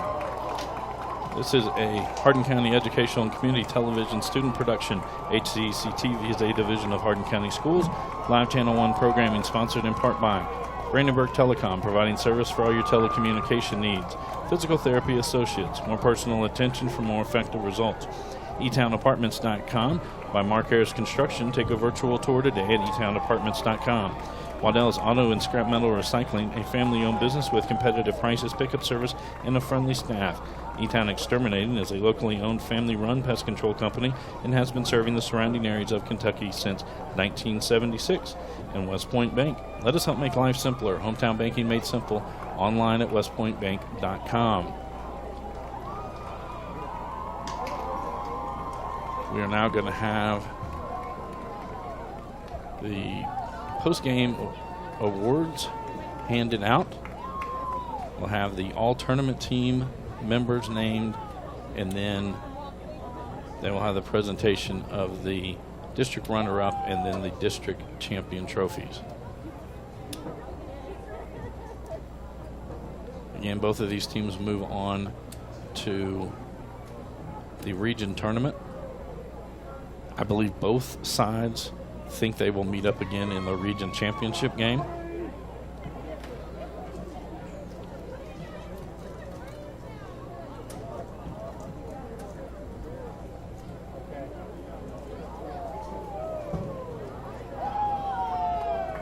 Again, in the girls district championship, it was Central Hardin over Elizabethtown. And next week, the girls region will be held at John Hardin High School. Again, we will have all of the 17th district teams. eTown and Central Hardin will have their games live here on HCEC-TV. We will not know the schedule until tomorrow. Next week's boys region tournament will be held at Thomas Nelson High School in Bardstown, and we won't have the schedule for that until tomorrow at the draw. Hopefully tomorrow night at the football game, we will have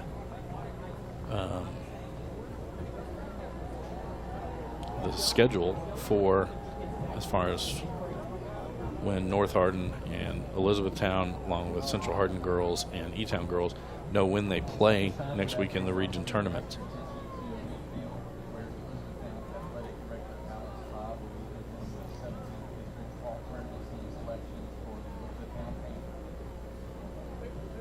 Represent the eTown Cole Varela. Cole Varela.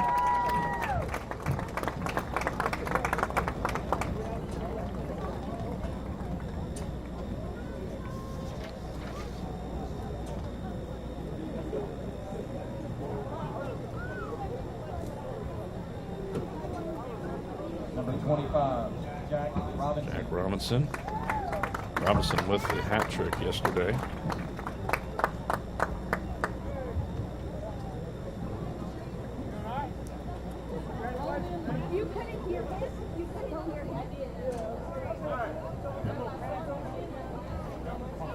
And number 24, Kobe Ryan.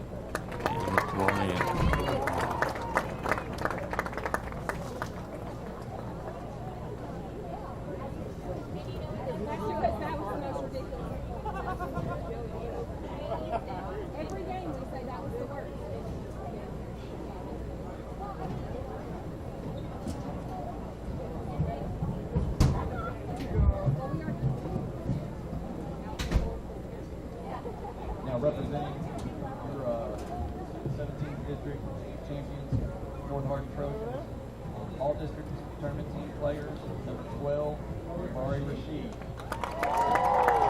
Jabari Rashid named to the all-tournament team.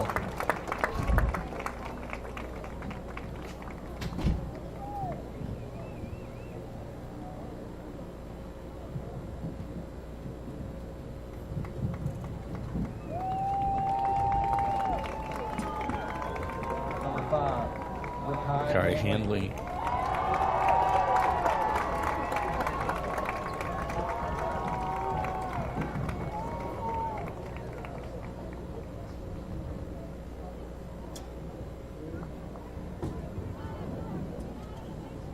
Number 10, AJ Muhammad.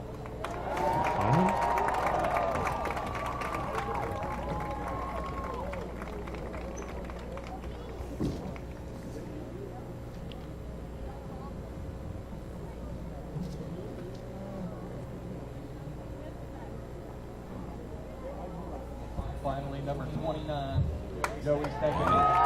Joey Stankovic.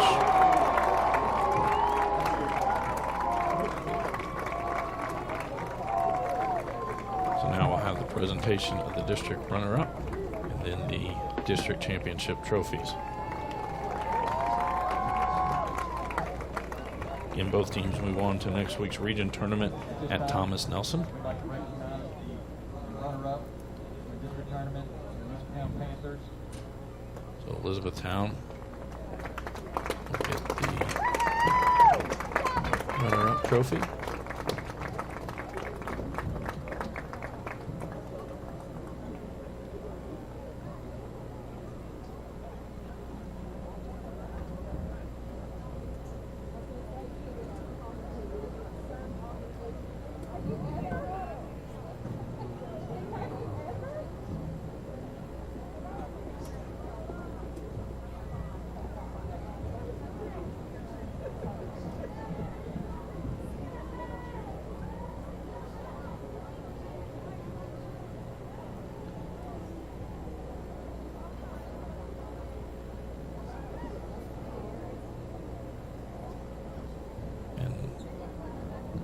To get this picture taken.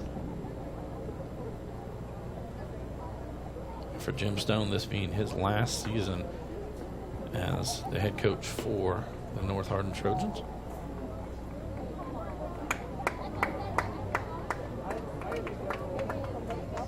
And your 17th district tournament champions, North Hardin Trojans. And it will be Coach Stone that comes out to receive this trophy.